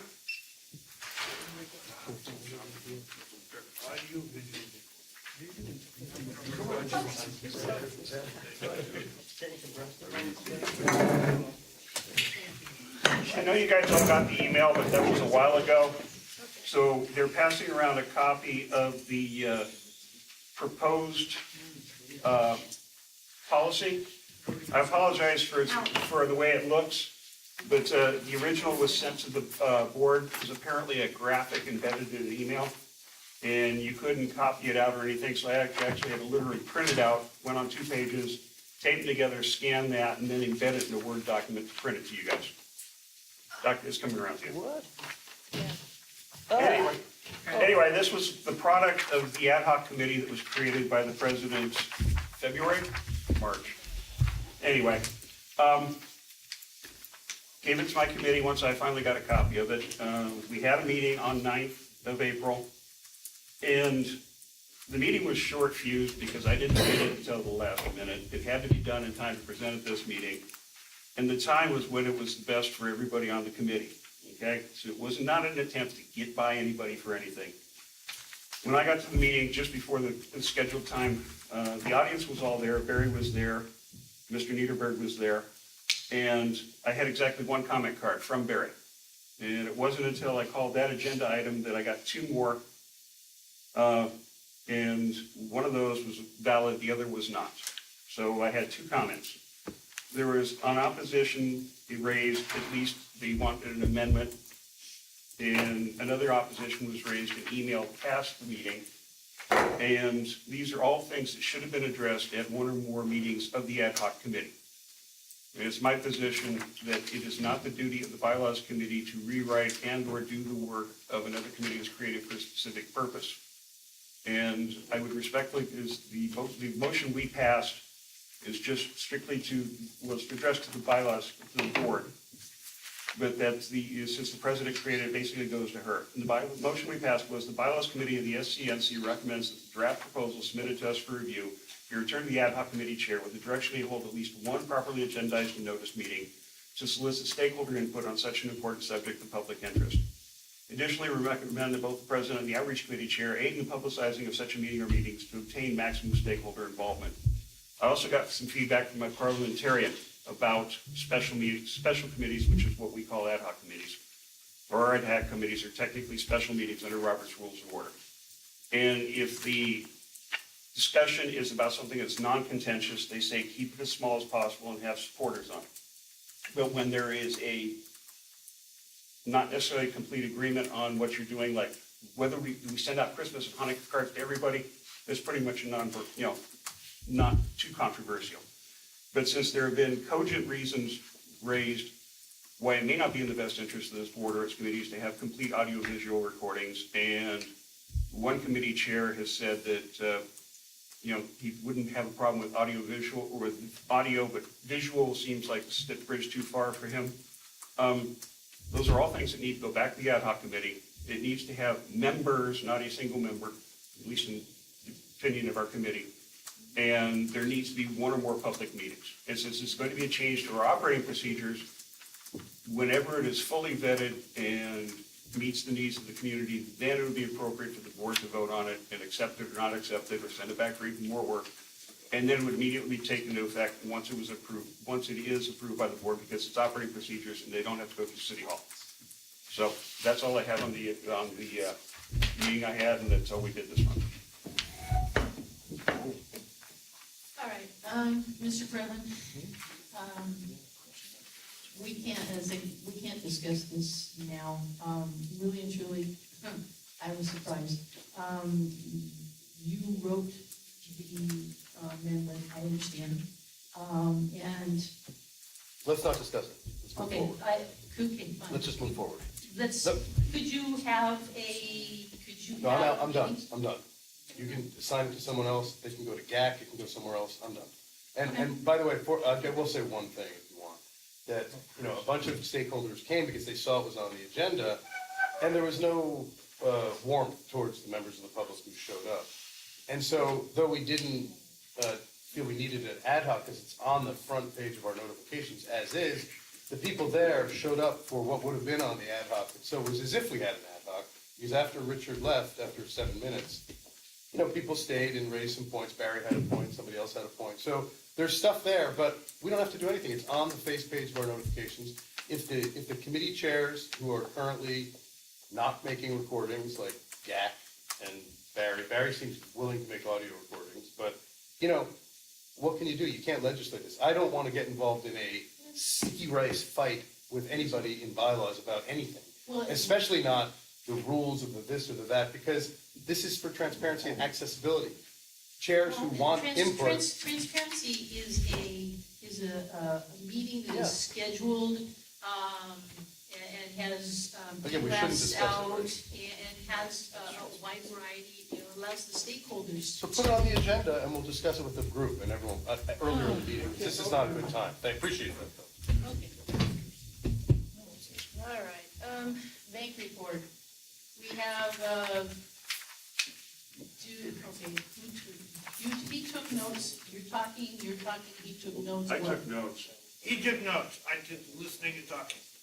Okay. This died today, so we can move on. Yeah, I just read that too. This one was pulled out of the state today, Okay, so we can just move on. all right, that was a VANC thing. All right. What do you mean it done? Can I read my notes, and then you guys can discuss the issues? Which one? Oh, that. Motion A? All three of them, produced to Yeah. Motion A is dead. Okay, motion A is good. All right, that's It's cool. on Not suspense. totally. It will be back. It's just on suspension, but okay. I mean, okay. Yeah. If all of the neighborhood councils who are part of the valley, who are part of VANC, come up with a position, it adds to, we add our voice to it. It's like adding, we get heard. More people who come up and say, we like this or we don't like that, it adds to the position. Okay, who's giving the VANC report? I was just gonna go through this, when it comes to what you're talking about, you can authorize anybody you want to represent us. We were not represented officially there because nobody can talk except the president. And I'm okay with that rule because the president can all of a sudden delegate whomever they want to. So I'm saying delegate somebody this time. Okay? Okay, motion is out of there because of the fact that Warner withdrew his measure. Measure for me. Okay, what motion two is about is that, two of the places, two locations, communities that should have neighborhood councils have chosen to have community councils instead, because they didn't want to deal with the Brown Act. Well, that's the reason, that's what they're saying. So they're going to say, okay, we'll let these two councils also have the extended minutes of time in front of city council. That's all it has to be about, it doesn't hurt anything as long as there's no neighborhood council there. Let them talk as if there was neighborhood council. And that's basically the whole thing with motion B. Does anybody want to have any questions about that? Well, is there a second to that motion? I mean, No, as well, no. no? Are we just, okay, you want to talk about it? Well, I mean, this is will- about getting 5 minutes for Yeah. a neighborhood council that doesn't want to do the Brown Act, so I say forget it. Well, that's not what it's about. Well, that's what No, Richard was actually, describing. it's a bank. would Yeah, no, like- VANC is an alliance of neighborhood councils, Right, so. bank would like the Yeah, opportunity but I know to they be would, like a, I know they to would, be but, like but a. the individual neighborhood councils Well, that this is are, not that for comprise VANC. VANC, let me just finish. It is, it's They're- for bank. Well, that's what the man It's just for, said. yeah, it's for bank. Okay, well, VANC is a group of 30 or so neighborhood councils. And so if a guy, the VANC is, I forget her name, Barad, sends someone down there, they can speak for as long as they want as a neighborhood council, but they can't speak for 5 minutes as VANC, and who cares? I mean, let them speak for 5 minutes as the neighborhood council. And then, and I'm with VANC, I mean, I don't see how this is our business, but, so there you go. They have a nice party. Richard said I could explain this. Back when the neighborhood councils were given the exception to talk longer than usual because their representatives, VANC and the other alliances went up and the city attorney threw a shoe over the whole thing. So they tabled it. Now that the councilman for Pacific Palisades wants his non-accredited neighborhood council to have the same rights and benefits as accredited neighborhood councils, even though they're technically an alliance, it opened up the door for the neighborhood council alliances to get the same thing. So this motion is to support VANC and the other neighborhood council alliances getting the same rights and privileges that the councilman wants to give his non-accredited alliance neighborhood councils rights and privileges. So that's the difference. It doesn't say anything about, no, my God, Pacific Palisades doesn't have any right to speak. It's saying if neighborhood council, the neighborhood alliance for Panorama, or not Panorama City, Pacific Palisades, et cetera, has that right, then the accredited neighborhood council alliances should also have the same right. It was explained at the meeting, it is in my notes, it reopened the door to give the alliances something that they were previously denied on the grounds that, well, if they can have it, why can't we? It's sad, but that's the way things work here. I don't understand it. It makes no sense. No. It gives more power to VANC. Gives more time to. It Yeah, lets it gives them- VANC act yeah. like a sub-neighborhood council to get the same It's- rights it's as a the super neighborhood neighborhood council. Is If VANC Denise sends someone to a sanctioned meeting, Yes, they can VANC is speak for 5 accredited minutes if it's on with the the city. CIS. That's why it has an Empower LA. So now I don't VANC think it's wants to true. do the same Yes, thing. it is. They have their own Empower LA email address. It's a, So what happens is we vote here, and that's what the other motions were about, is technically we're not, the bank representative is not authorized by the president unless she gets around to doing it. And the reason to make the change in C was to make it permanent so that they would always have the right, because really at bank, it's whatever. So it's not as, as letting somebody go downtown and allegedly speak for this neighborhood council. You're just chiming in that, yeah, that's a good idea. And what bank does with it is their business. So, this just, what they do is they take a poll of what all the neighborhood council reps there say, yes, we're in favor of this, and then bank goes and speaks. So it reinforces the position of this neighborhood council, Sherman Oaks and all the others. Okay, I'm just gonna say, I'm not in favor, I went to a bank meeting as a representative, and I said I never wanted to go back. I don't understand why bank exists. We're already a neighborhood council system, they've added another layer of government and another little oligarchy that can control and try to find their own little power base, and frankly, I think bank, I don't want to have anything to do with bank.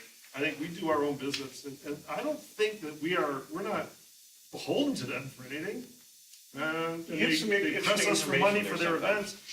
Frankly, I'm one of those people, I mean, I may be the only one, but I don't want another layer of government on top of this layer of government. I don't know why we hear the bank report every month, it makes no sense. So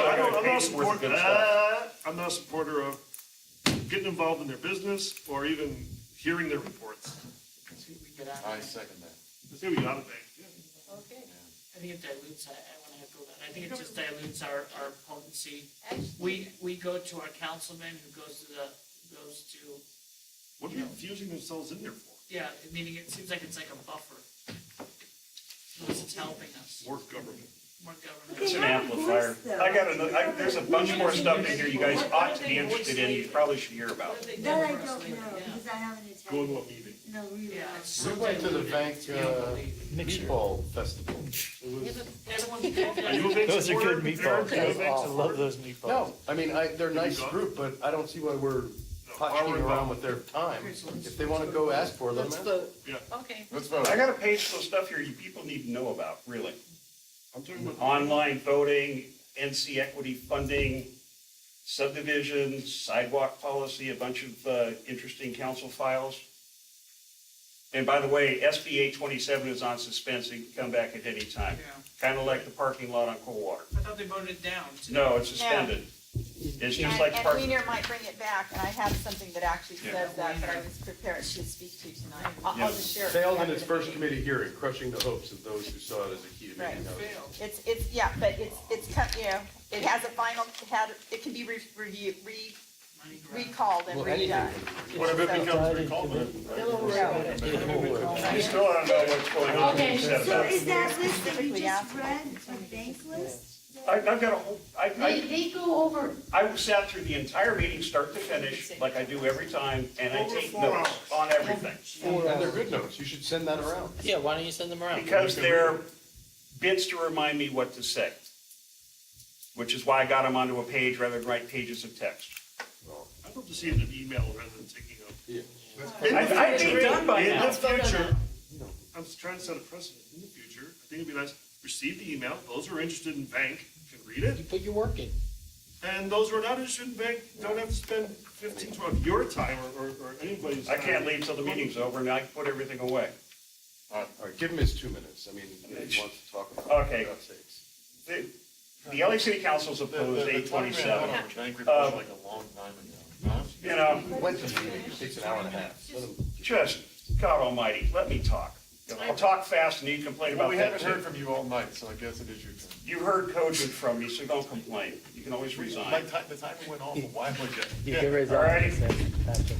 Okay, it affects 39, currently it affects 39% residential LA, 40%, 41% of CD4 because they were the reps, and 49% of all of LA. Their legal eagle said we have to act and we need more density so more people can live here. He got upset when I suggested otherwise. He's a lawyer at land use, but he wants local meetings, local hearings, so he stays gainfully employed. I found that whole thing is, oh, and you'll like this one, Rita. He says that almost every single reduced rent unit that's been built under SB 1818, et cetera, is occupied by qualified people. So, yeah. Anyway, NC equity funding, there's a bond work group set up on this. They're talking about changing how neighborhood councils get. So everybody's doing the same. There's gonna be some sort of base and then an adjustment so that people get different amounts of money based upon who knows what. That needs to be watched. And he also mentioned how much money was left. I'm cutting out a bunch of things. NC subdivisions, they went on for incredibly long time about this. You guys would fit right in. But it's also a lot driven by the money. There's a CF on this, Council File 12-1681 at SAM 1. I think it's a GAC issue, at least to follow. I'll send you the notes. You can get out the part you need. Okay. Online voting, big issue with a lot of people. The vendor is changing to a new platform they've used elsewhere, tweaking it to fit our usage.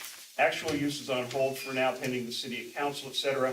The work is being done under the old budget and contract, so it's not new money. No idea what's going on in the future because the city council, city clerks, there's probably be a new bid, which means a new vendor, and then starting all over again. Needs to be watched. Sidewalk vending policy is up this week in committee, and they have already happened. We have a CIS on the issue, so once again, which probably needs to be followed. Yeah, what happened was it passed, city council, not in the way that we asked for it. It would allow sidewalk vending even in residential areas. It's so that what they've done is they've passed it to say, go ahead and write the ordinance. Now, then the ordinance will come back and we'll have to weigh in again. They did not put in a lot of the protections that we asked for. Every block of Studio City's, every block on Ventura Boulevard could have as many as 2 sidewalk vendors on each side of the street. And yes, and every single business there does not have a veto power. These people can just set up in front of them and do their business. So there are going to be problems with this, and hopefully we'll be able to come back and weigh in again as it Okay. goes further So along. you're on it. But I am on it. Okay, they said it was a committee, so I stand corrected. Yeah. Last but not least, and there's some CIFs in here for a few people, pet rescue operations are now allowed in commercial areas. In other words, if you're running a rescue organization, you can have a storefront in the commercial areas of the city. This was interesting. LAPD has certified CERT trainers that can teach the program, but they're not allowed to teach because LAFD says it's their baby. So there's resources out there we're not using because everybody has a turf. Possible pending hires for more emergency department people and CERT positions, but wasn't sure if it was the same thing as the previous proposal about musical chairs and people doing this instead of that, and some hours here and some hours there. So we need to watch that. They want stakeholders to get signed up for the city ENS system. That would probably be an outreach issue. This is for Barry. Okay. Council File 18-0002-SAM20 by Englander and SAM30 by Peretz on AB 2363, local control speed limits. It might be something that GAC and Trans can work together on because it kind of splits the baby there. I would call that the local speed trap bill, but that's me. There's also CF 18-0244, LADOT service study. It's almost out. That might have been what the lady that was here 2 months ago was talking about. So that probably should be looked at, see when it goes. And lastly, Council File 18-0304, traffic apps. That's all they told us about it, so that should probably once again be GAC and transportation. And I'd like to thank the long gone budget gentleman for going over Council File 18-0600, because they mentioned it, once again, they had nothing to talk about, nothing, information on it. So those were the big ticket items from the 4.5 hours. Yes, sir. This is quite a lively group. I mean, they don't know about trading quips or something. Any screenwriters here? Okay? No, it's just, like, they don't know about, look, it's like, as many 12, whatever, cost accounting, and you could be called the council. Oh, we're fine. And then, you know, and like sort of, you know, get Pat Harris to so forth, and throw in a good word for me, you know, up here. But you could have a, you know, and just sort of, I'm glad you're entertained. I already pitched this as a reality show. There's some humor here versus some other ones that, you know. Yeah, there is. It's darker there. But it just kind of. It only took us 2 years. You did not, this is not a normal night. Honey? It's not a This conversation. is a better than normal, we're on better behavior. But then like kind of, if you couldn't call the council, and then, you know, sort of, you know, what they're all about variety, and then variety of people, and then they could switch if the contract or bring in guests or something, and then the issues. And better food. And, you know, could be big city, And I don't have and, to go you know, we're not like Upper Valley PTA, there could be a Who big would play city, Richard? you know, other issues, you know, and it could go on forever about the, you know, kind of, all right, like, the issues that, you know, real issues, imagined issues, you know, okay, just sort of anyhow. Okay. Like, remember I said it was better than television, because I don't have a television, they, Good. you know, that bit Tell about your friends. digital or something, or, At least we're entertaining. Yeah. well, kind of like, What there was number like are we on? quips, and then there was like, We're done. I said, We're done? I said No, we're resentment done. sometimes, you know. No, we got, we have one comment. So, okay, throw in a good word, you know. Land Are use? we at Richard? Sure, no, I have, What about the Richard motion? Leaderberg. This oh, is, yeah, Three motions. we still have one motion They were after that. never seconded. Okay, I thought you were gonna second them. Okay, so no second. and after all that, okay, all you guys shake hands and, you know. Don't get cookies that way. Okay, you're out of order. Everyone. Okay, time out. I have one affairs, right? public comment on that item though, that you were just on. You didn't do public comment. Okay, On I'll bank. comment on some. Okay.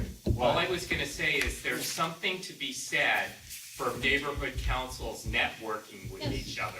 Whether or not they have a representative that has 2 or 5 minutes to speak at a city council meeting, I don't know.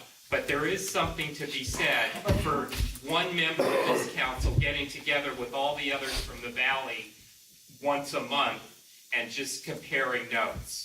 Whether some of you think it's a waste of time or not, there is some valuable things that can come from that. That's all. I was the bank rep for 2 years, and we've, I learned a few things, but nobody ever said. Tell us about it. What is, Can we just go to what All is, right, away from that? Yeah, Let's go to cultural affairs. Once in a while, they actually came out with some stuff that was very important and very interesting. Ms. Some of it is like nap them. Mr. Okay, thank you. Did motion C go up or down? No, there was no second. No second on either. No second. That's just what allowing her to pick somebody. That- Then that way the president doesn't have to actually act every time. Yeah, okay, we moved down to cultural affairs, sir. Fine, that's fine. Cultural affairs, the last of the 4 Max Senate presentations of this Friday, 1:30 at the library. They're going okay so far, but who knows? We'll probably do better movies in October, and I'm hoping that gentleman across the roof from me will take care of it. Yeah, you. What? No. Okay, all right. In the meantime, I suspect strongly that the outreach committee will do movies in the park, if there's any park to do it in, if they don't tear it up too much. But that's not my business, I'm just saying that we will not be without movies. Okay, next item basically, is we're having another day in Studio City, and I'd like to have, my colleague right here, Andrew, who's coordinating it, talk about it. I got roped into this. Yeah, you did. Okay.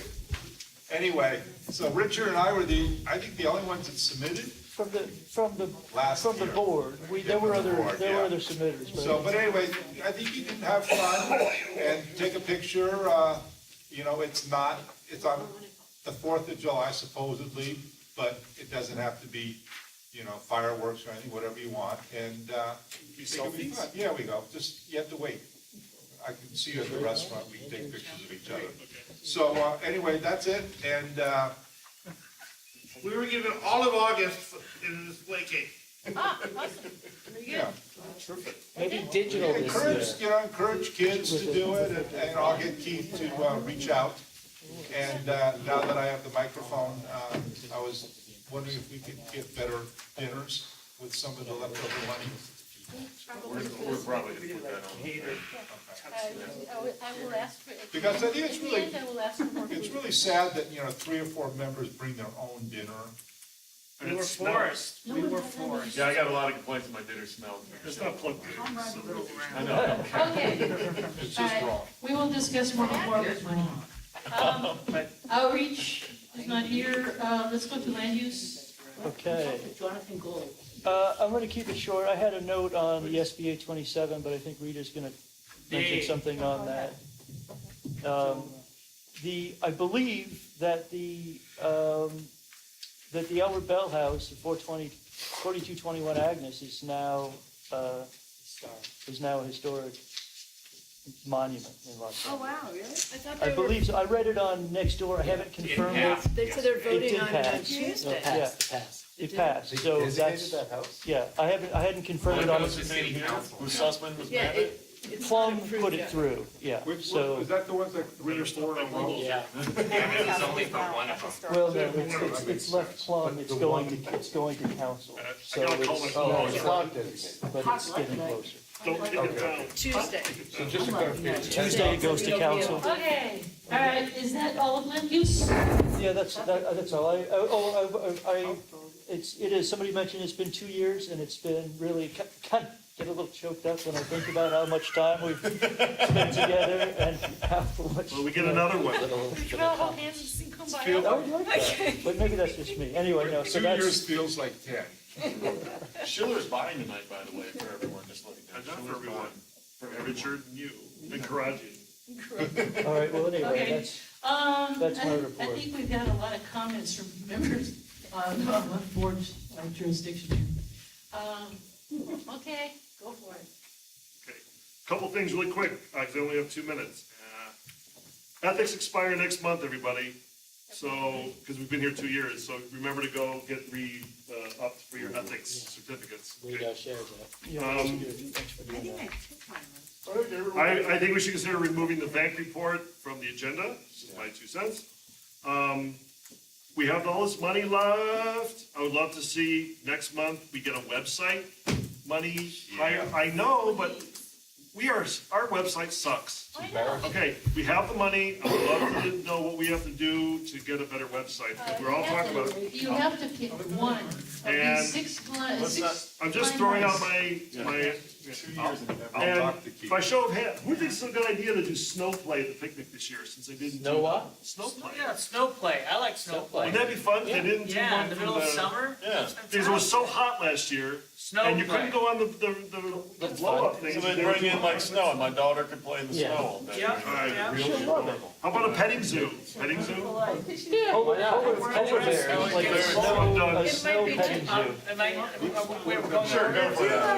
I agree with snow play, and I just wanna say that We have the, we got about $12,000, guys. Well, what about this? I just wanna suggest it. When is the deadline that they gave us? Is it, do we have to do a decision on what we spend the money on by next meeting? Could we all just put together stuff, please? Just thinking about website, 3,000. Yeah. Snow play, what is that, Hey, 5 grand? just out of curiosity, since it sounds like we have a lot of money to spend, maybe we'll have a big budget committee meeting. What day, does Wednesdays work good for everybody? everybody come. Everybody just Yeah, be there. well, put it on the calendar. Pitch Yeah, idea. but not this coming, right, the one more, or? One more after this. So Yeah, Not this Wednesday. not this Wednesday, the next Wednesday. Everybody bring a pet project. The first Wednesday in May, there's 2 committee meetings at 6 and 7:30. 2 weeks from yesterday or Do you know 1 which week? ones they are? Is one of them bad? 2 weeks from today.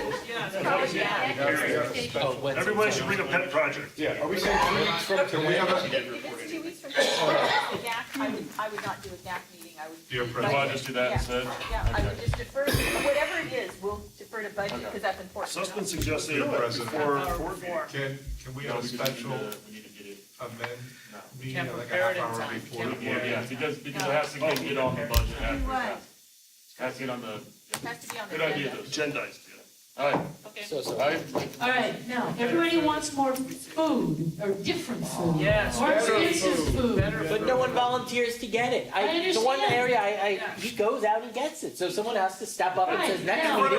I don't pick it. okay, so Craig, are you gonna go to? No, I'm not volunteering myself, I don't have an ultimate problem with Well, it, wait. so Andrew has the biggest issue, so he should pick up the food. All right, you want, okay, Let's hang keep on. it Shelley. You just want more money, we just like, We did what? that before. You wanna go to Joel's? I wanna go to. No, they're expensive. No, that's gonna be really expensive. Authorize Somewhere more money between for Jones food, and we'll get complete more food, direct. or different food. Afters. Art's Deli?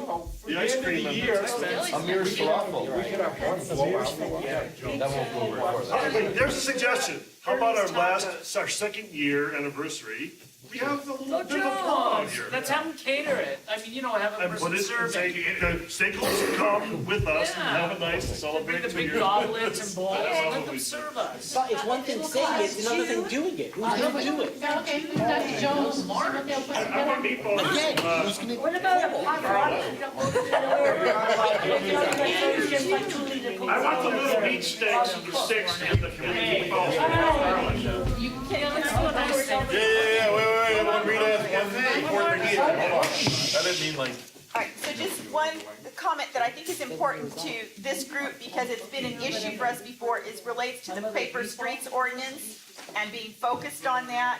The council approved an important planning ordinance, which was introduced 2 years ago, that's gonna require that, anyone applying for a B permit on a paper street, and that if the street exists on paper but not in real life, they have to actually notify the community now before, they can apply for the permit. So I think that that's an important thing. It's had an impact on, when we were dealing with the Harvard Westlake and the paper streets up there, this would have had an impact, and so this allows for notice, and that's a good thing. What's the Barry mechanism? sent that out, very nice. Assessment? What's the mechanism? Ken. I move to adjourn. I- Second. Second, Bob second, to adjourn.